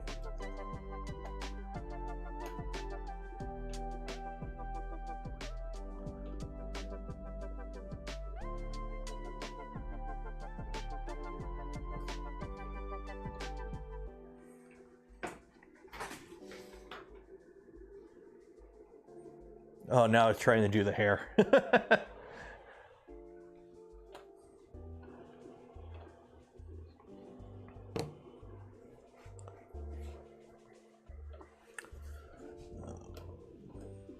Okay, so this is charging. So that's charging. I need, where's that other USB cable? Oh, I unplugged it. Shoot, where'd I put it? There we go.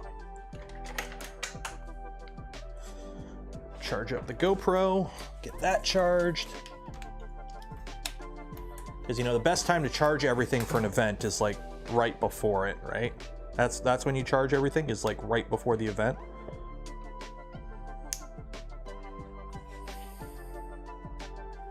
And hope the GoPro gods decide to actually work for once. I want to get rid of this GoPro, but I can't.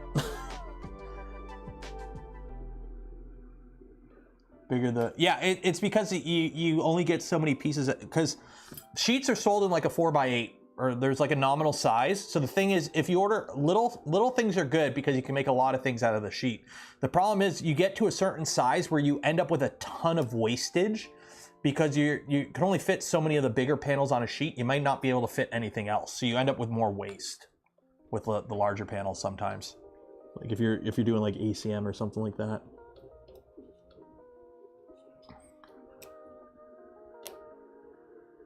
Oh, that was an air bubble. That's the other thing you gotta be careful with this machine, is air bubbles are a thing.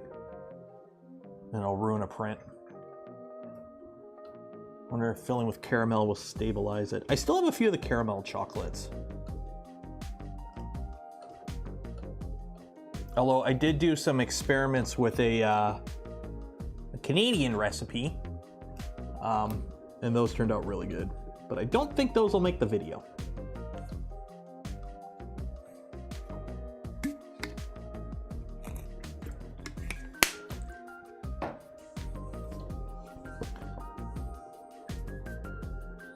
I'm just hoping his legs hold out. That's a lot of weight on some really spindly chocolate legs.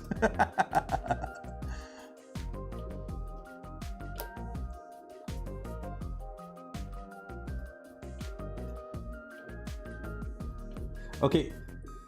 I gotta see if I can record this, because it's like sucking it back up.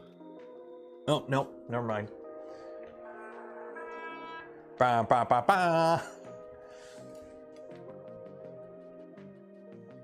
That looks like Joel. That's Joel. That's totally Joel.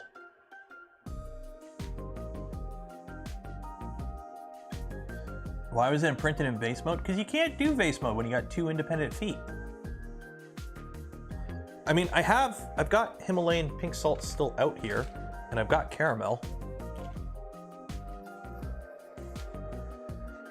Okay, so I really have to let this cool, because like, for those wondering, like this is how, like the consistency of it coming out, like it's still liquid. Like,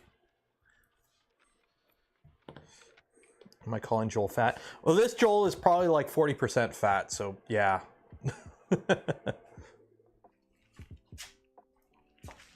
Wow, GoPro, are you not gonna charge? Like, I'm giving you 3 amps of USB.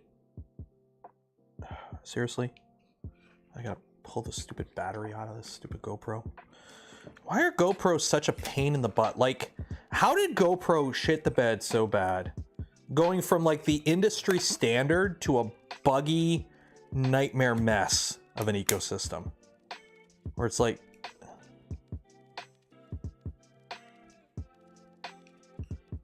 I've got it plugged in via USB-C to a wall wart, and it won't take the charge.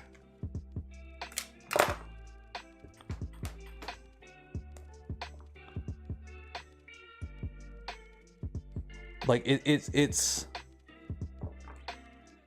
won't take the charge.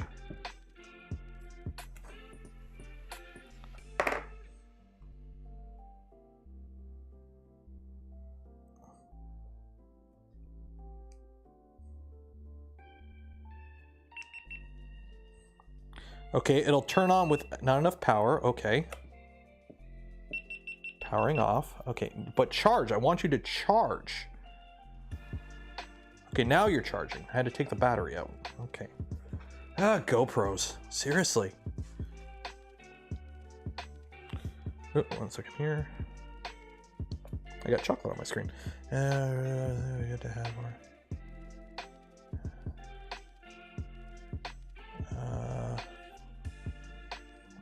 Joel looks better from a distance. Here, 1 second.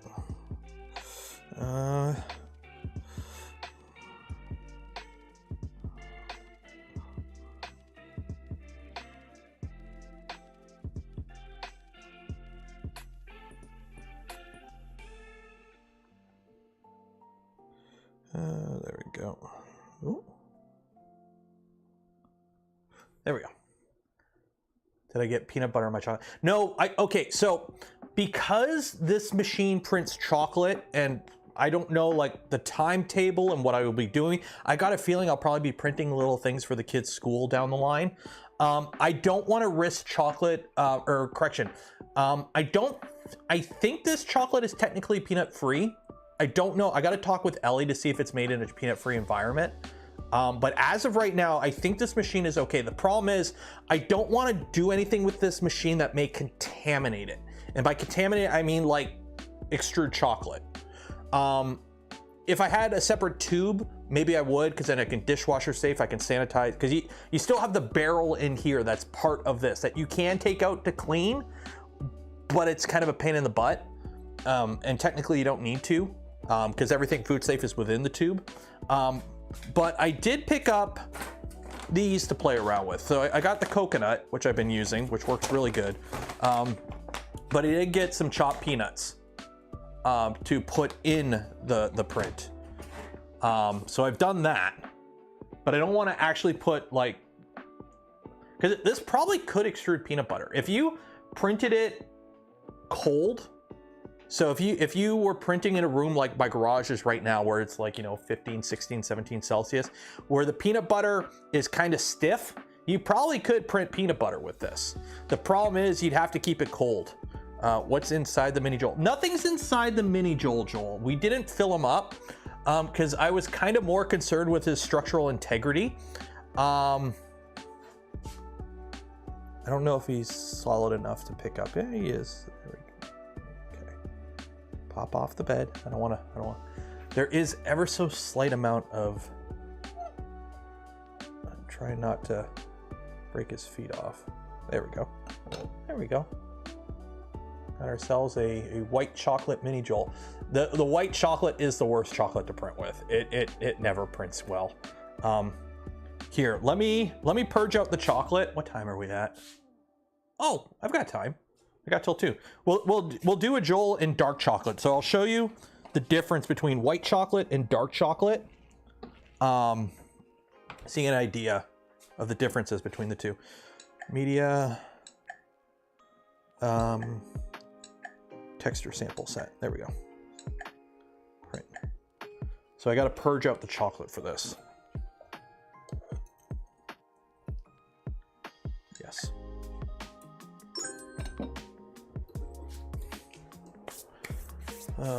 He's a furry. He is furry. Yeah, I had furry texture on. No, I didn't. Joel, you texted me first. You texted me first. So let me grab a thing of dark chocolate, which I think I'm starting to run low on dark chocolate. I still got a bunch. Okay, one of these is dark. One of these is dark. That one's dark.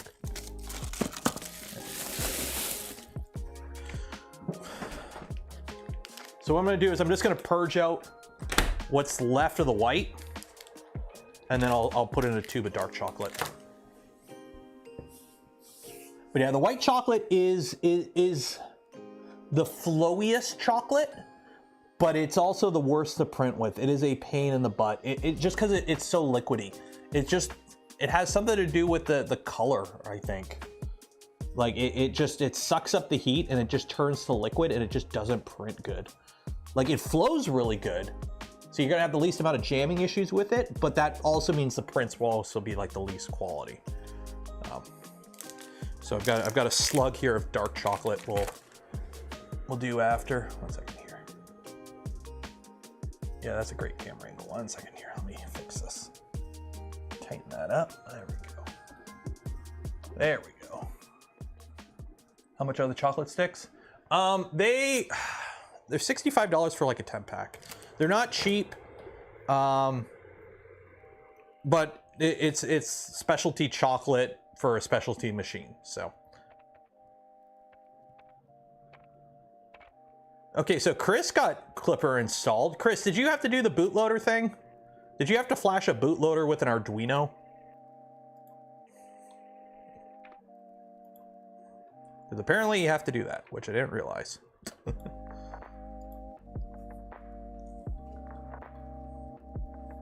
Also, the white chocolate, like, it tastes okay.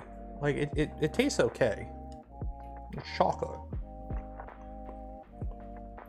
Well, did you do it over USB? Like, did you just plug in the Raspberry Pi to USB?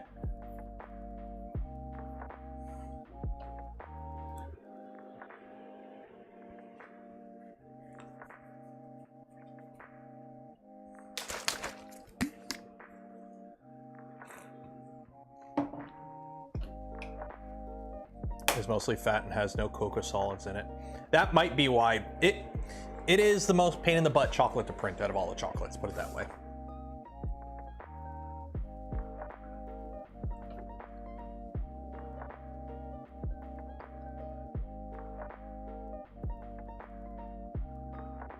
Yeah, it's a different material. Yeah.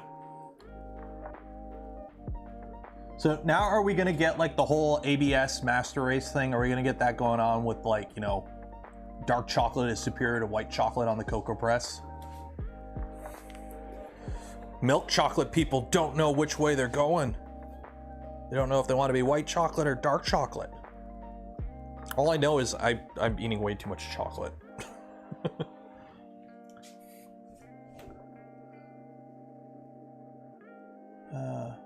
Okay, I flash Klipper via USB without the firmware fix. You shouldn't print via USB without the USB, so I skipped it and used serial. Okay, so yeah, so Chris never had to do the stupid fix, and it worked for him. Yeah, if you have a link, can you post that? Because that's basically how I don't want to do USB. I want to do serial. So.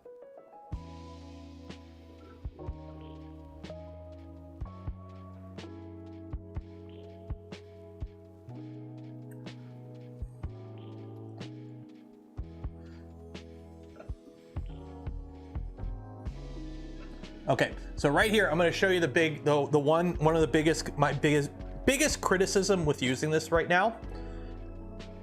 I think it's empty.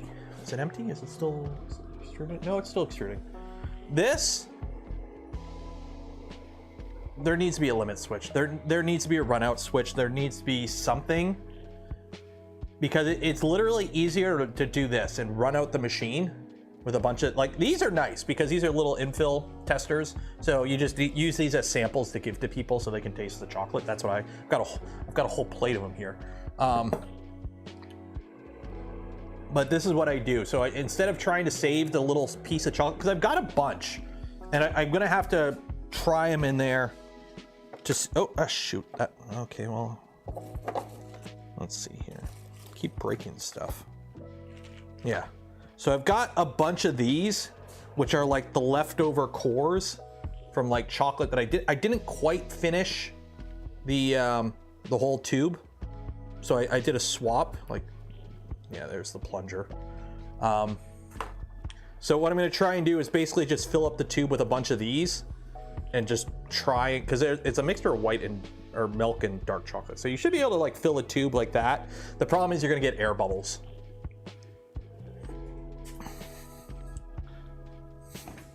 So those are for, like, you know how you have the chef special where, like, if you work in a restaurant or a bakery, the baker or the chef gets like the offcuts, like, you know, because you got to cut the burgers to be square to make them look good, but then you get all the trimmings that goes to like the cook. That's what those chocolates are for. Those are for personal supply.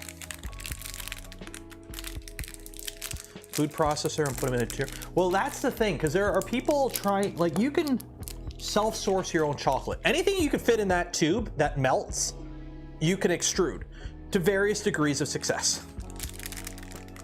To various degrees of success. So right now, we're trying to run out this white chocolate, which should almost be done. Make a mold. That's something I've been tempted to, because I want to try making my own chocolate. Because like, obviously, like, the best chocolate to use is the stuff you buy from Cocoa Press, because it just works. And I've tested it. It just works. The problem is I live in Canada, eh? So let's see how let's everyone grab your bottle of Super Lube and watch how badly I get screwed.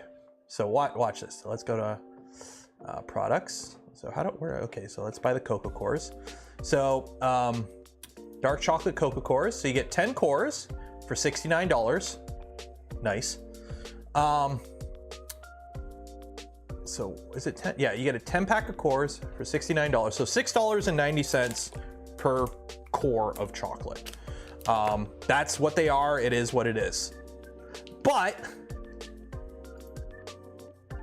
add to cart. Make sure I don't accidentally. Okay. Oh, sorry. This is actually Canadian too. It's $69 Canadian. So it's cheaper US. That's $69 Canadian. Oh, hopefully I don't show my address. Canada, eh? So let me just throw in my, I can't here. TLDR, it's $69 Canadian plus like $20 shipping, but then also UPS is like, hey, we want like another $30 or $40. So they're not that economical for me to get. So if you want to help support the channel, the content I create, or the things I do, consider becoming a channel member, Patreon supporter, or check out the affiliate links in the description, because I'm still way in the hole with this machine. So yeah. Oh, are we out? I think we're out. Oh no, it's still extruding. Almost out of chocolate. So yeah. I probably will, you know, long-term figure out a DIY recipe. But yeah, having the ability, you would have to melt the chocolate and then you would have to make a silicone form or something.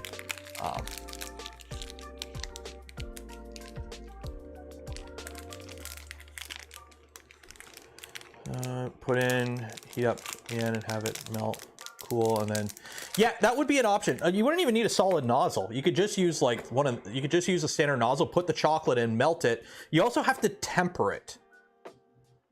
That's another thing you have to do. Getting stock from Smurf. No, Smurf, okay, my problem with Smurf.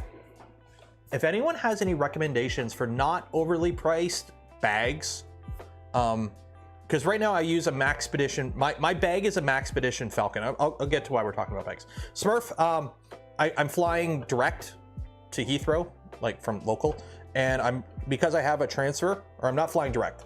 I'm not checking any luggage. I don't want to risk it because I'm only gone for a weekend, so I'm not checking any bags. So I pretty much have to live off of a carry-on and a backpack. Are we out? Okay, good, we're out. So I pretty much have to live off of carry-on and bags, and backpack, I mean. So I kind of want to get a better backpack than the backpack I have now. Nothing against the backpack I have now. I actually like it. It's a Maxpedition Falcon 2. I've had it for like over a decade. It's a great bag, but for like electronics and what I'm currently using it for, it's not the greatest. Something like a camera bag with a laptop slot, maybe. Because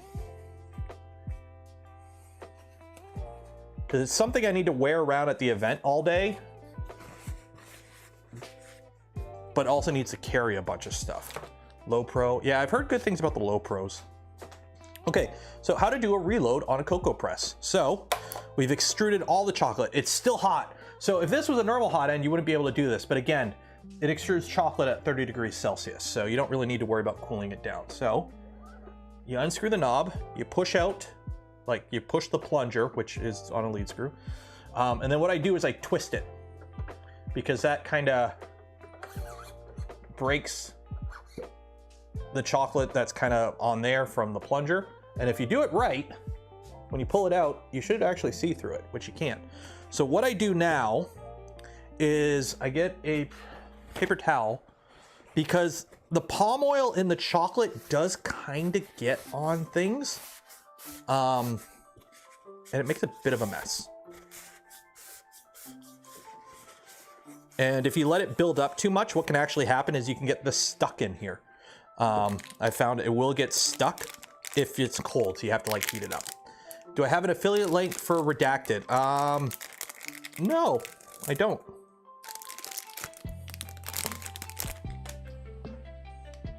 So you take your chocolate, you put it in the tube, push it to the bottom.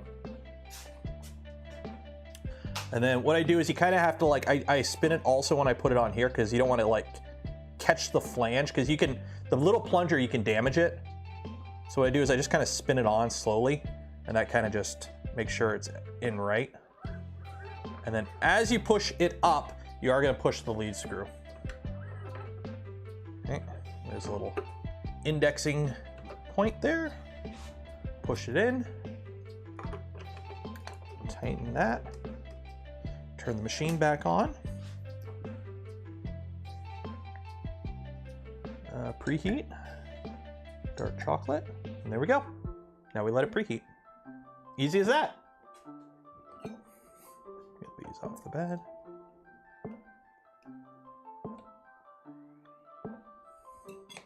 Nope, that one's on the floor. Luckily, it landed on something, so I could still eat it.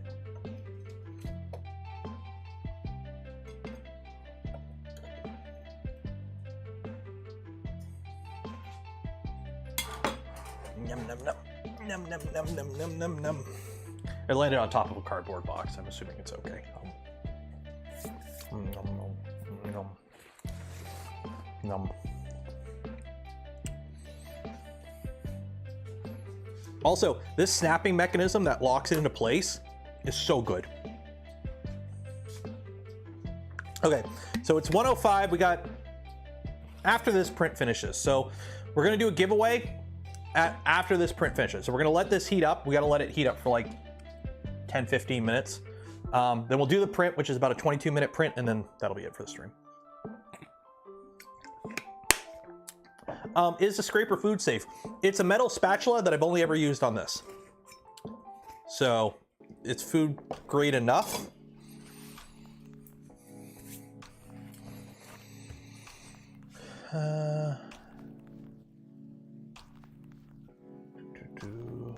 Victorinox backpack, if it's 17. Okay, that's a big laptop. Or am I staying in Oxford? I am. I'm staying at one of the hotels that are like recommended by the venue. Like if you go to the Smurf page, they have a link to a bunch of hotels that are nearby, and I'm in one of those. Which one am I in? You don't need to know, but I'm in one of those because it's walking distance. Because I still need to figure out how to get back to the airport. Firm as aware, there's a bunch of Voron people that are landing around the same time on the Thursday morning at Heathrow. So I think we're all carpooling to Oxford. But I am not renting a vehicle at all. So I gotta like get around using British public transport.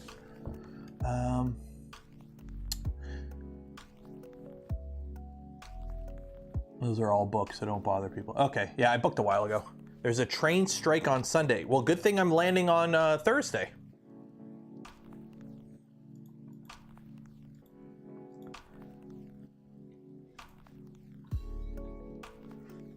Catch the train, hail a cab.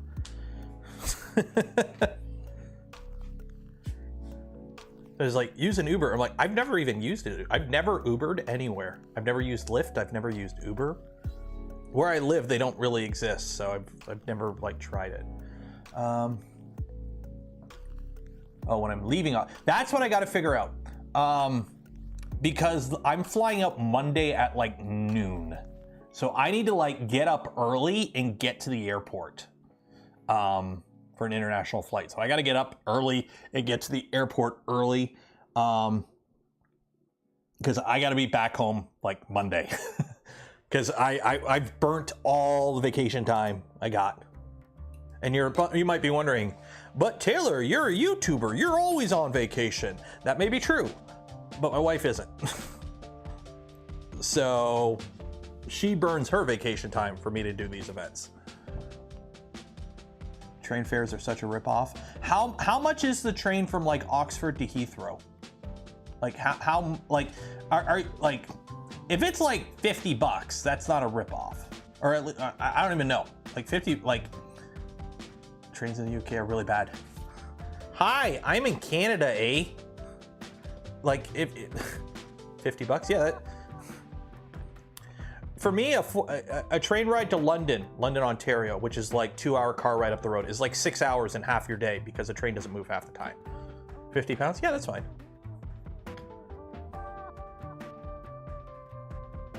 Yeah, $50 is fine. It's a business expense. It's a business expense.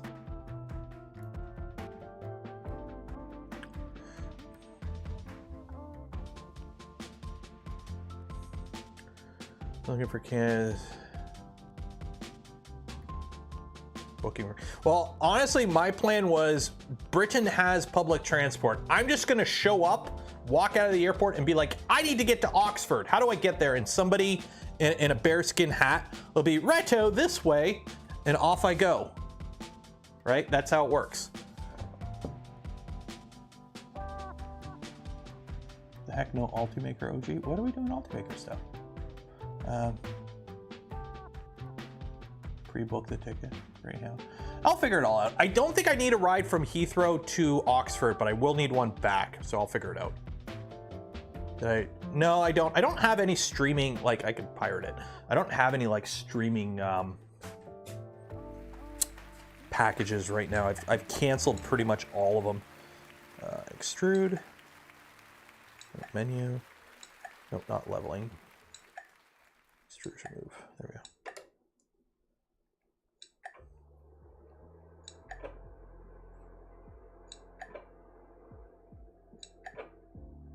It's funny. So I'm extruding out what's left of the white chocolate, and it's like liquid at this temperature.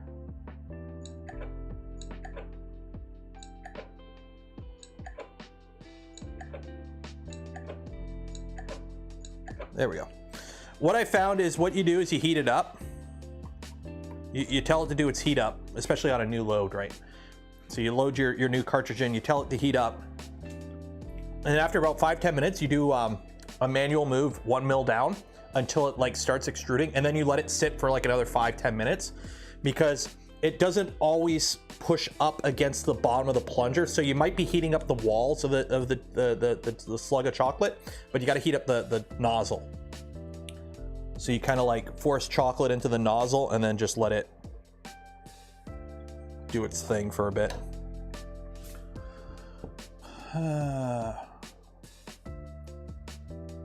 Our 24-hour buses between Oxford and Heathrow about 25. Okay, I'll probably take the bus then on the way back. Does it mean Choco Joel will have white sneakers? Maybe. I've purged out most of it. It actually purges pretty cleanly between two different types of chocolate. First time outside of North America? Technically, is Aruba in North America? Aruba's a Caribbean island. It's literally like 50 kilometers off of the Venezuelan coast or whatever. So I've been to Aruba outside of Canada and the US. So if you have the misfortune to be where you have checked in 90 minutes before departure or they won't take your luggage. A friend of mine got screwed. Anguizette, I am flying Air Canada, but I am flying a connecting flight from my local airport and I only have carry-on. So I'm not checking any luggage. I'm just doing carry-on because I'm flying out the Wednesday. So I fly out Wednesday night. I land in London Thursday morning. And then I fly home Monday at noon, and I'm home in Canada at like 6 p.m. on Monday, because yay, time zones. So I'm not checking anything. So I'm checking into a local airport, which is like literally a small town airport, which I get there like 2 hours early, whatever. And then I land in Toronto, and it's like one gate down. It's in the same terminal. So I get off the plane in Toronto, and then I have an hour and 20 minutes to get on the next plane. But I'm already in the terminal at that point, so I don't have to go through security or anything. At least I hope I don't. At least I hope I don't. I shouldn't have to go through, because it's an international flight, but I land at the same, it's in the same terminal, so I should be, because I've already been through customs. Or no, customs would be in England. I've already been through security. Yeah, so I shouldn't have to, yeah. So it shouldn't be too bad. It shouldn't be too bad.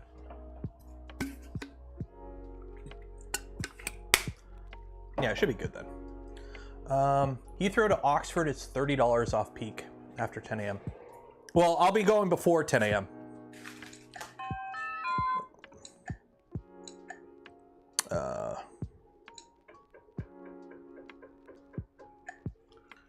Is that extruded chocolate? No, it's still a little too thick. No customs until you land. Yeah.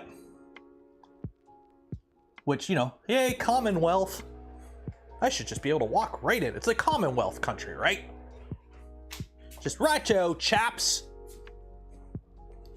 Rule Britannia. Chip, chip, cheerio. Heathrow security sucks. Yeah, probably.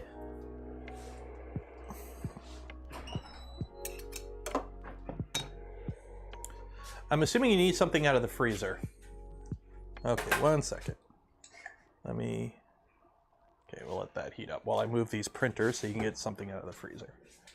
There we go. Okay. So you need like a I know, I need another table out here. Well, the plan was the bench would be that, but then I piled everything on the bench. Okay, grab what you need.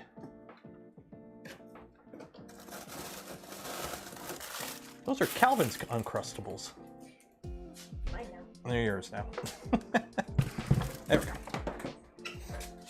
Okay, put the printers back on the freezer. There we go. Okay, let's print. Should be good to print now. So we're gonna do exact same model, exact same G code. So the cool thing is, all temperatures on this machine are on the machine. So you don't actually have to change anything in the slicer if you're changing the chocolate, because the machine, like this, just keeps the chocolate at the same temperature. So there's actually nothing in the slice G code that controls temperature. So it's not like, oh, I sliced this in ABS and now I have to reslice it to print it in PLA. You don't have to worry about that with this machine. So check out the 511 24 liter. Okay. Dude, T1 in Toronto is not small. It's a good 15-minute walk from domestic to inter. 15 minutes is fine. I got an hour and 20 minutes. I've got an hour and 20 minutes from the time my plane lands in Toronto to the time it takes off.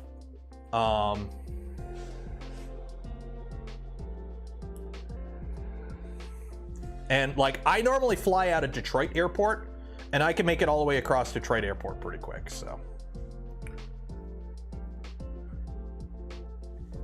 I know, and going to the US, you have to re-enter in Toronto. Well, I'm not going to the US. It's converted VCR. No, this is a cocoa press. It prints chocolate. So this will be able to give us a direct one-to-one comparison. This is actually the last print I needed, was to compare between the different chocolates, because the milk chocolate prints almost as good as the dark chocolate, but the white chocolate is kind of not. Should get a passport. Yeah, my passport expires next year, I believe, because I did 10 years. So I'm good for now.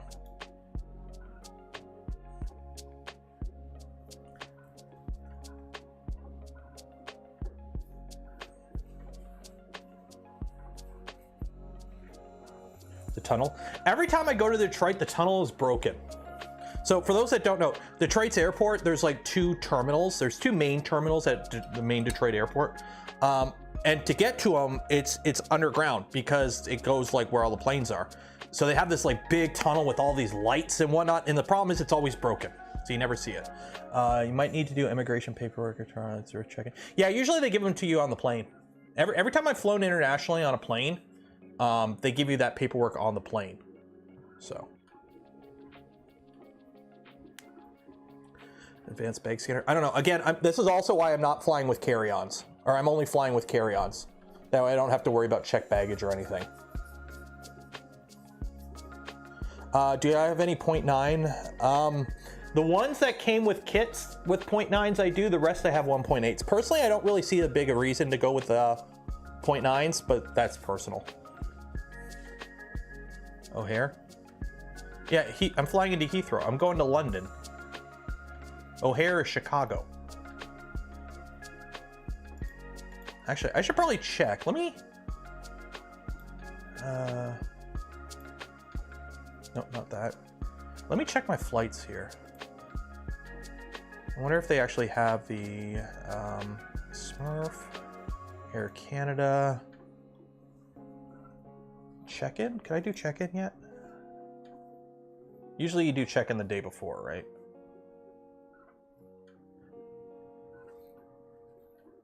Okay, can't be checked in. Okay.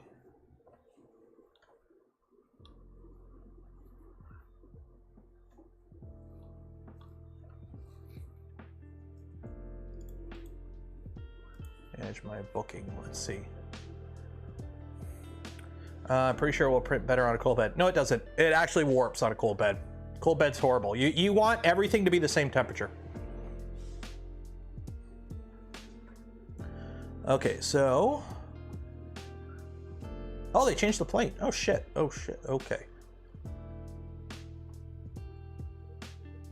Oh, man, I hate when they do that.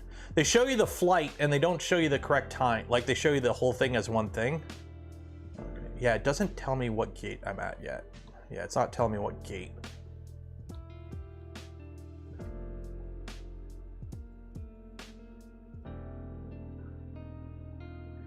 Whew. They're like, you need your passport, but you don't need a visa. I'm like, cool.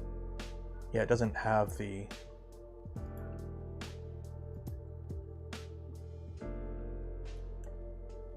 Oh no, well, I will say this is looking a lot better than the first one. It's a droopy crouch, but the other one completely dropped the crotch, so this is looking a lot better already. Baggage allowance. $75 for a check bag. Oh no, it's $75 each way. Ugh, F that. F that, I ain't paying that. Yeah, I'm not doing check baggage. Organic supports. I haven't tried supports on this yet.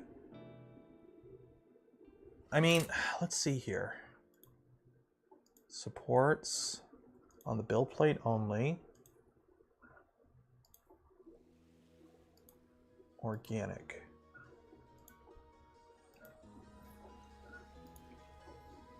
Oh, I can't even do it. Yeah, it's like yelling at me because of the nozzle.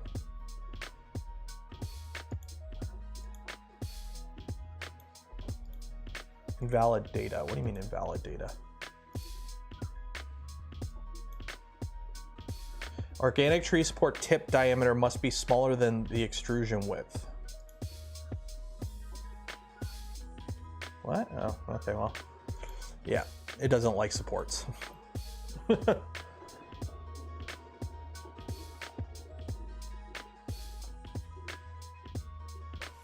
let's see if we can. Cam.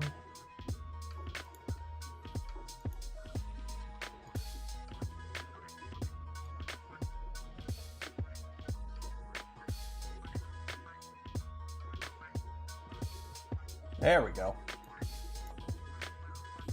Nice and clear. Yeah, this is looking a lot, this jewel is looking a lot better. It's less bubbly. Like, it's still, you know, but you could tell this plastic doesn't quite like run, or this chocolate doesn't run as much as the white chocolate. This is the 1.6 diameter nozzle.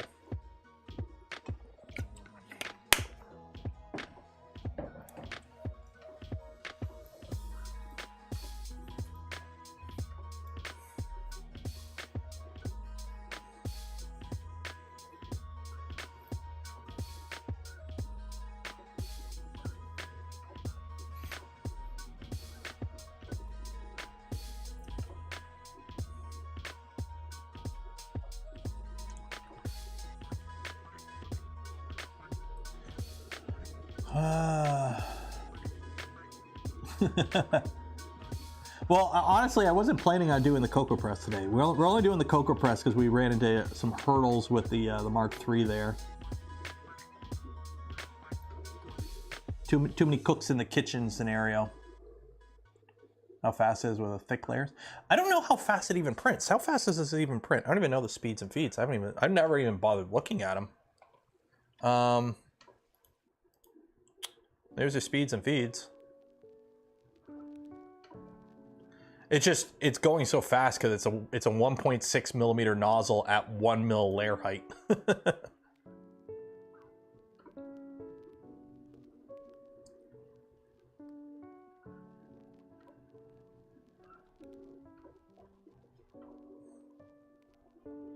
I using Z-Hop? I believe so.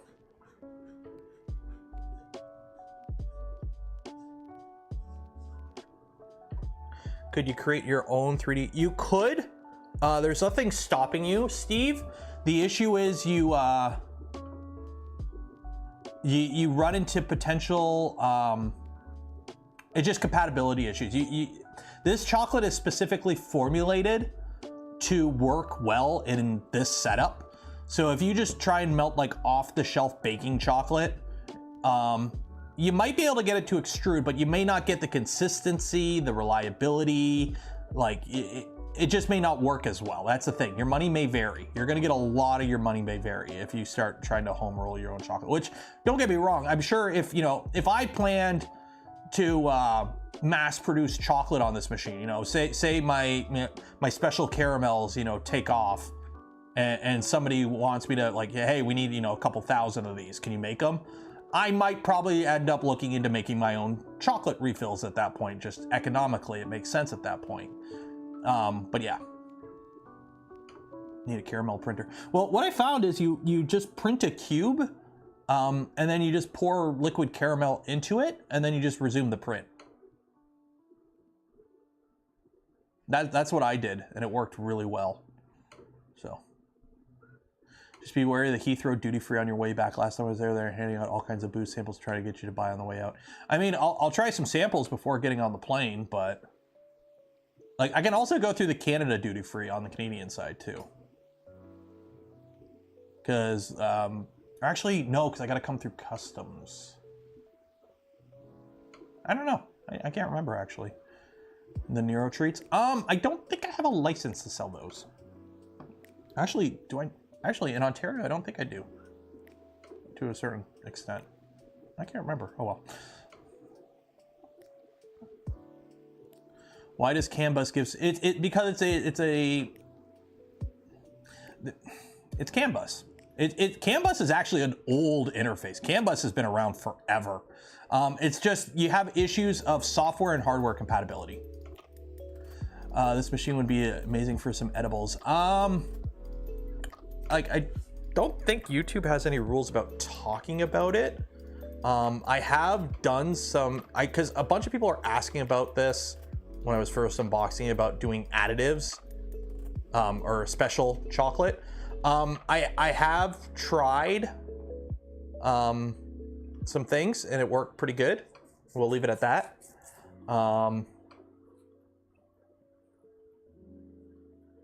I did make some caramels with a little something in them, and they were good.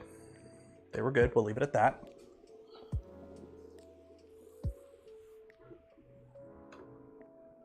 You may need to check if you're allowed to enter UK for business purposes on the free visa waiver. I don't need a visa, Phil. I'm Canadian. I don't need a visa to enter the UK.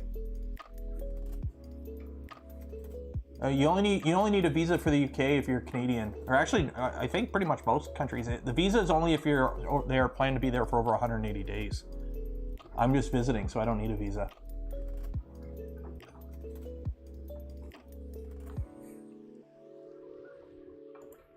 You may need a business visa. I'm going as to go take part in an event. Oh, I'm entering for business. Oh yeah, shit. I mean, yeah, shit.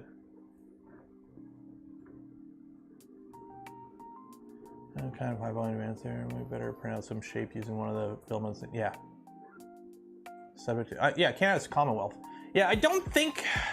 Well, here's the thing. I've entered the US several times and it's never been an issue. So I don't think, hey, I'm going over. Yeah, it's like, hey, I'm going to a 3D printing event. I'm involved in the 3D printing community. That's where I'm going.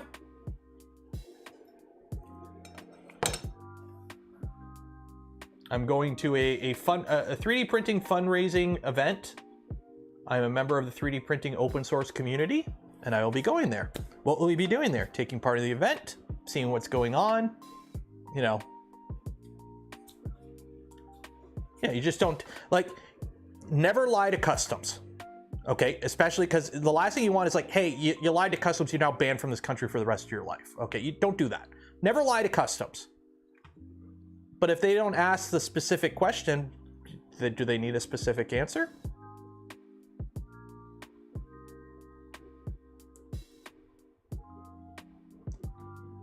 Yeah, like I'm not on any of the panels there. I'm just visiting. I might do a live stream. I might record some B-roll. Yeah, you just go for fun. I'll post it on my YouTube video.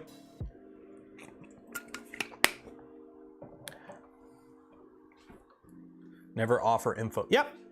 You know, wow, this looks so much better. Look how much more consistent the dark chocolate is. When I came back into the US from the UK, I didn't even stop anyone at customs. Yeah, attending a convention. Yep. Yeah, the event isn't paying me. Now, okay, technically, okay, I'm not going to say LDO sponsoring me to be there, but LDO sponsoring me to be there. Yeah, it's allowed. It becomes an issue, as far as I'm aware. Now I did do some classes on policing and whatnot, and some law classes in my college days, because I at one point that was a career I was looking into. It basically boils down to if you are taking a job from somebody there. So if I show up and I'm like, hey, I just take pictures, you're fine. But it's like, hey, I'm gonna be setting up and taking wedding photos. Well, you're taking a job from somebody who's already, like, if you're taking a job of a local, that's a no-no, and you need like paperwork for that. But if you're just like YouTubing, like, hey, I'm just a YouTuber, I'm just gonna, you know, record a vlog or whatever, that's different, because you're not really taking a job from a local, from a citizen. So when it's business, like, that's what it, from my understanding, that's the big hang up, is if you're entering a country to do a job that would be normally taken up by a citizen of that country, then they have issues. Since Brexit, they can ban you. Like, they always were able to. Like, it's Commonwealth, it's England. Like, technically, I think I have more leeway because I'm Canadian, because it's Commonwealth. Like, for a while there, you used to be able to go on, like, any NATO base and request lodging. Tell the truth. I'm not gonna lie. Again, you never lie to customs. I'm going to an event. I don't think it's business. If they were like, oh, you need to fill out a business license. Okay, I'll do that. But it's like, okay, I'm going to a 3D printing convention. I might film a YouTube video. If they think that's it, you know, requires a business license, then I'll do the paperwork. I mean, Joel, if you're still here, you would know. Joel, I've got YouTube business questions for you. I don't think Joel's here anymore. That's it. He texted me. I'm gonna text him. Uh-oh. Why did I get a voicemail a minute ago? 1 second.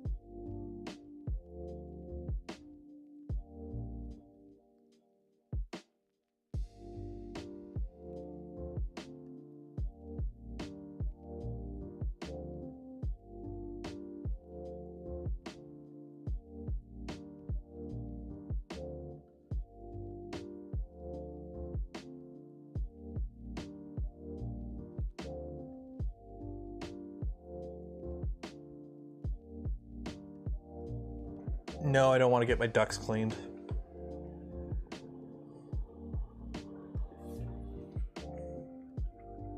You state you're there for business. Yeah, I'm not going to state I'm there for business. Yeah, I'm here to attend a 3D printing convention. It's in Oxford. The car warranty. We don't do the car warranty thing. That's not really a thing in Canada. I think that's only an American thing, because I've never heard about the car warranty thing up here. I know of the meme of it.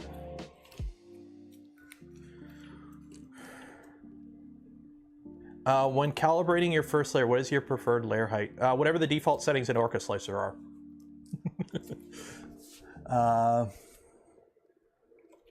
You're visiting the project, not working. Yeah, it's I'm attending a 3D printing convention.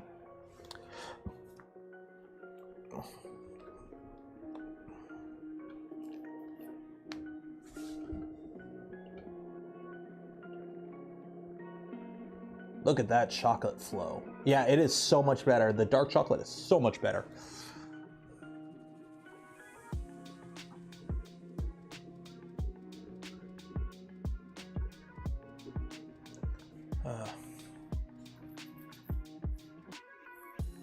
Travel vloggers.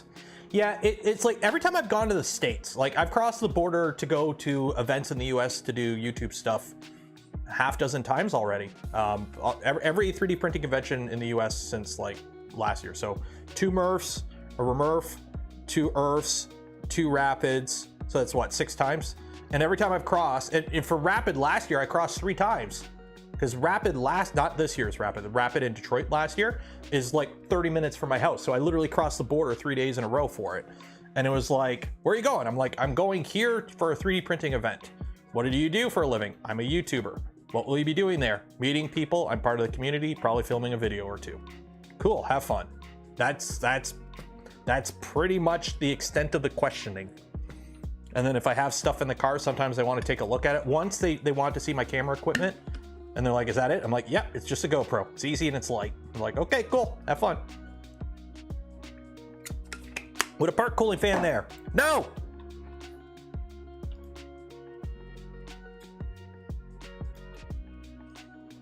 Don't make me turn the overlay back on.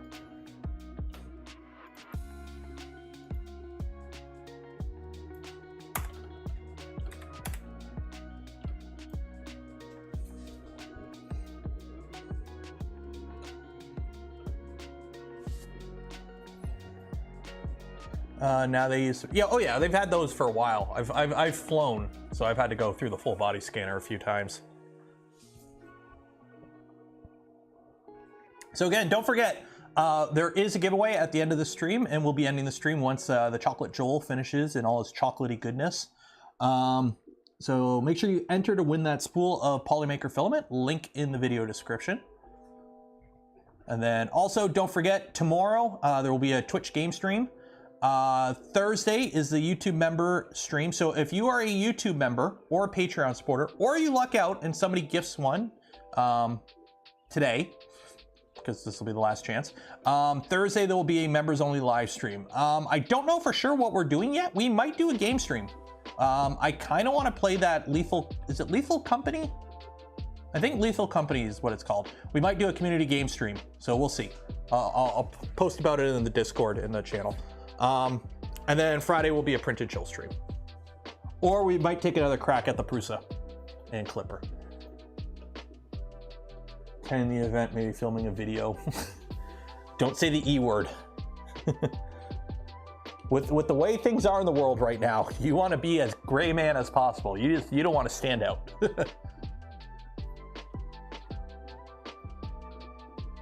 Issue with all the camera gear.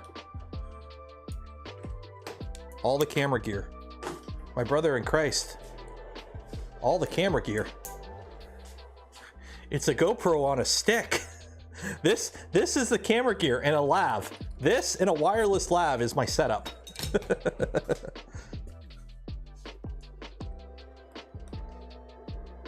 I'm not cool like Mandic really, who gets a Lumix G9 whatever lent to him by B&H. How do you even get that? I didn't even know that was a thing. How do you, like, good for him, but like, how do you get that? Or companies will just like, yeah, take a multi-$1,000 camera on an overseas adventure. How? He's got to have a contact there. He's got to have a contact there. Like, I could take this. Like, I could take this. The problem is I can't take this because I'd have to take this and then I'd have to take the tripod for it because I'm not going to balance it on my normal tripod, because usually this is what I bring to events. This is what I bring to events. Why? Because it's nice and compact. I put the GoPro on it. I do this, boom, boom, boom, done. This resting on here, I don't trust. A GoPro, I do kind of trust, because if a GoPro falls over, it's a GoPro. It's really light. So this is my normal stand that I bring to events. If you've seen me at any of the events, you've seen this camera stand. I just put the GoPro on it, boom, done. This I don't trust on it. It's too... Yeah. I would like to bring this, but then also I have to bring all the batteries for it because I have a separate... I don't use the internal batteries. I use these, what are they? The F550s. I've got 3 of these, so I need to bring the charger for it. The external battery pack also gives me the thing. Not that I can do freehand because I shake too much and this doesn't have image stabilization. Get an Insta360. Why? I got a GoPro. All those cameras suffer from the same problem. The Insta360 would be a waste because I don't need 360. The problem with the GoPro is the sensor size. It sucks indoors and it sucks with the lighting. But it's the most compact thing you can get and it works really good for what it does. So.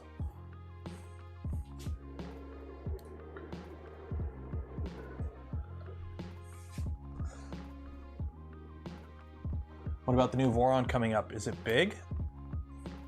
Maybe. I mean, this is the box it comes in.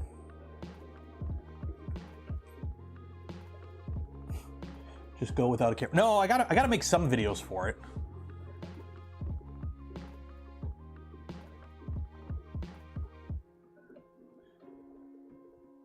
It's the 360s aren't even really?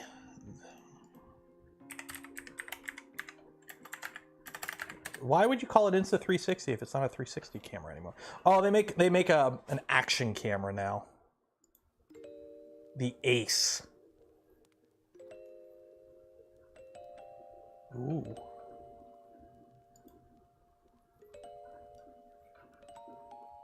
Top choice. So what's the difference between Ace Pro? What's the difference? Oh my God. Yeah, we ain't got the budget for this. We got, and then you got to get the creator kit, so you get the stand and the battery. Oof. GPS ready kit, enhanced kit. Oh God. Ugh.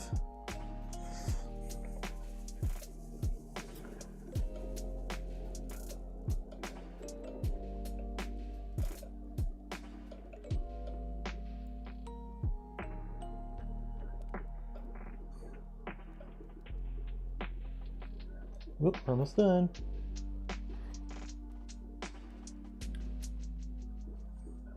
Yeah, the problem is budget. I've gone way over budget on channel stuff this year, so I'm not going to be buying new camera equipment anytime soon. There was a little bit there where I wanted to get a new camera, and then it was like, I sat down, I'm like, yeah, we ain't got the budget for this. In terms of budget, we got no budget. I should probably actually get sponsors at some point. One of these days, I'm going to have to actually start being a proper YouTuber and having sponsor reads. Oh, this looks so much better than the white chocolate one. Dun, dun, dun, dun. So here, let me get the white chocolate Joel just for comparison. I gotta reach out to Gamer Subs. See if I can get that Gamer Subs sponsorship.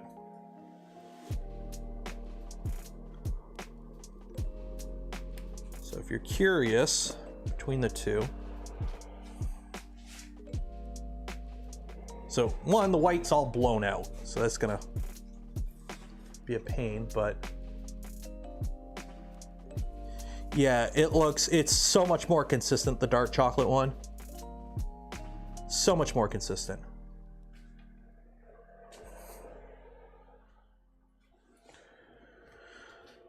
Uh,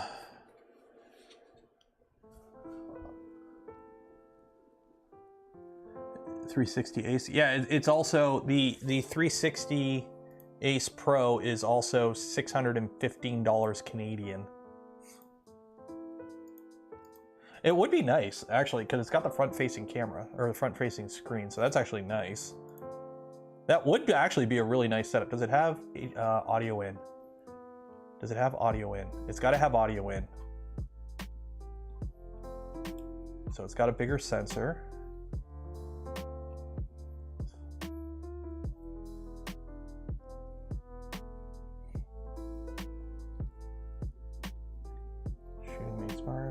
It's got to have audio in. What's this stupid change the game with generative AI? Ooh, AI. Don't want AI. Ah, shoot. Yeah, it looks like it just has USB. Shit. Yeah, it doesn't have audio in. Video resolution, photo, video modes, color profiles, video coding, ISO range, shutter speed, white balance, weight, dimensions, storage. Okay, it's got mics, but it needs USB. Yeah, it doesn't have audio in. That sucks. That kills it for me. That kills it for me. Because that's why I like the GoPro, because I can connect my lavs to it. So I have like one. That's the thing about the package I like. It's got the built-in lav, or it's got the I got the media mod, right? So the media mod is really nice because you plug this in, put your GoPro in here, and it gives you micro HDMI out, it gives you USB-C, and it gives you audio in. So with this, it also gives you some cold shoes. So I could put my lav on here and plug my wireless lav in, and it records all the audio to the GoPro.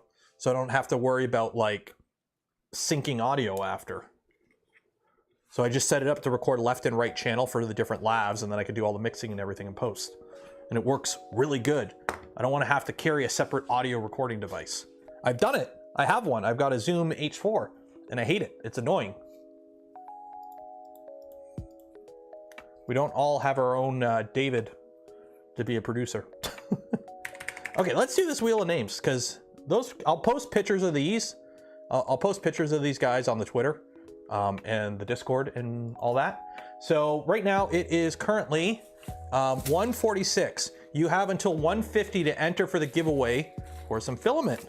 In the meantime, I'm gonna eat some more chocolate. I can't eat the Joels because I need them for B-roll, but I can eat the chocolate. Or I can't eat this caramel. I haven't had lunch today, so this is my lunch. My lunch is whatever the random chocolate I ate, and then this. I gotta clean this printer up now too. Actually, shoot. While that's still hot, let me purge out the chocolate. Okay, so this mini Joel can go here. And this one, oh, he's still warm. Go there, media. Texture sample, select, print. Yep.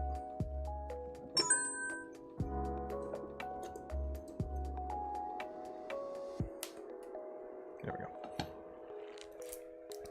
Because I gotta purge out that chocolate and clean it all up so I can actually record the video for it.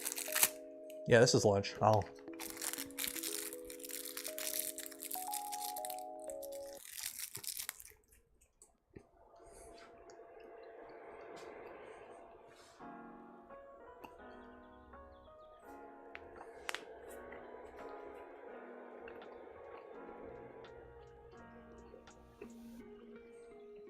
Num num num. I'm helping a 3D printing workshop at my school. What's a good piece of info to tell newbies? Is it a workshop on operating a 3D printer, or like running a 3D printer, or designing for 3D printing? If it's for school, I'm assuming it's like a CAD class, like or an AutoCAD class or something like that. It is easier to design something for FDM in mind than to design something and make an FDM printer print it.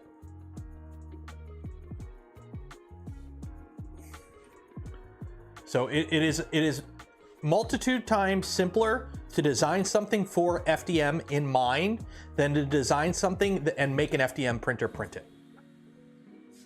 If it's a design class. Running a 3D printer for college students. Well, in that case, it's just, you know, make sure you join the communities and whatnot, and try not to be in a bubble. You share ASA profile you use on the X1C? Sure, Marcel.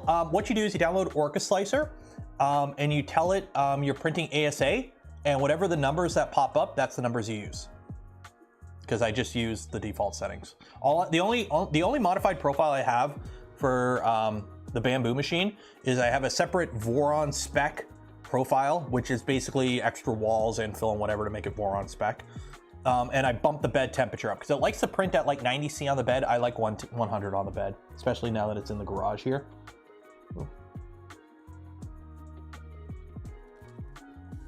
Oh, did we run out of chocolate already? Yeah. Oh no, that was an air bubble. That was a big air bubble. Know any awesome Black Friday deal? Polymaker has one. Use the link in the description. It's an affiliate link. It doesn't cost you anything extra. It goes a long way in supporting the channel. Okay, let's do this giveaway. Let's do this giveaway. Accept your responses, link to sheet. There we go. Copy that, copy all this. Wow, people don't know how to put the number 4 down. I love the people that put the number from last week's. Copy, paste. There we go. Okay, I need a number between 1 and 4 because apparently that's a hard number to count to for some of you. 1 and 4. 1 and 4. 3? 3. 1, 2, 3. And it's gonna be this person. It's gonna be the person in the blue here. We got the odd person out. We got it right there, right there. It's gonna be that. It's gonna. Dang it! One of these days. Tusafello. Tusafello. You're making fun of me in my speech impediment right now, aren't you? Tusafello. Lol. Too safe lol. Yeah, we'll take it.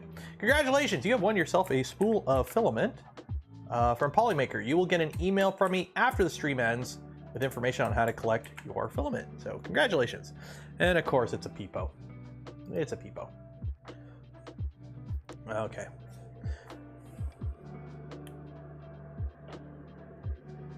Those are very nice extrusions.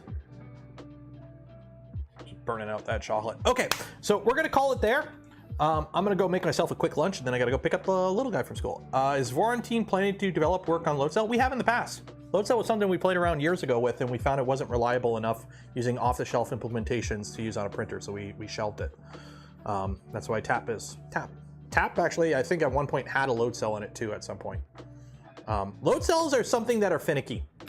They are very finicky, especially when you have to use generic off-the-shelf ones in custom stuff. They are finicky. There's a reason we don't use load cells in Vorons. We've tried it several times over the years. It's never really worked out. I don't even like it. I don't even like Bamboo's implementation. You can get by.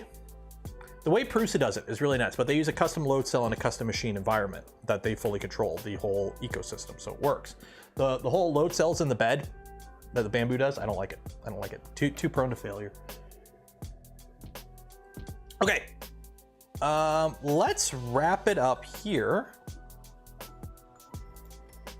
Yeah, so we're gonna call it there. So I hope you enjoyed the stream today. I know it's a little bit not what I originally planned. We might revisit this Wednesday, or correction, Friday. So for those that are new and wondering how we do things, usually when I do something on a stream, I do it for the first time for several reasons. One, I think it's a little bit more entertaining.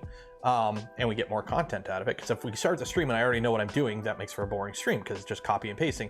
Two, I learn as you learn. So if we run into a problem, we troubleshoot it together and we work through the process. So that's the other advantage of doing it live, which is what I like to do on this channel. So that's why I don't like to research things too much beforehand. That's why I don't watch like other reviews of printers I might be getting my hands on and whatnot, because that way I can form my own opinion. So in this case, it was like, hey, let's install Clipper on the Prusa Mk3. How hard could it be? And it's a pain in the butt. And we got too many cooks in the kitchen. So we're like, you know what? We'll just make some chocolate Joels. We'll have a good day, and then we'll try another day. So I'll actually do some research this time for putting Clipper on the Prusa Mk3. Hey John, you're just here to end the stream. So we're gonna call it there. Shout out to Polymaker for the spool of filament we gave away this stream and every stream. Link for them and more in the video description. They have a sale going on right now. Check the Discord for the links and whatnot. For those that donated to the channel, gifted memberships to others, or became members of the channel yourself, I thank you. I would not be able to do the things I do, create the content I create without your continued support. You make it all possible. And then, yeah, we're gonna call it there. So again, members stream on Thursday, Twitch stream tomorrow, regular stream Friday, Saturday, and Tuesday, and then off. I gotta start getting ready for Smurf. Oh shit. I gotta buy a plug. I gotta buy a UK plug. Okay. So we're calling it there. We're calling it there. I'm gonna go make lunch. Okay. I'll post pictures of the chocolate prints on Discord and Twitter. Goodbye. Goodbye. Bye. Bye.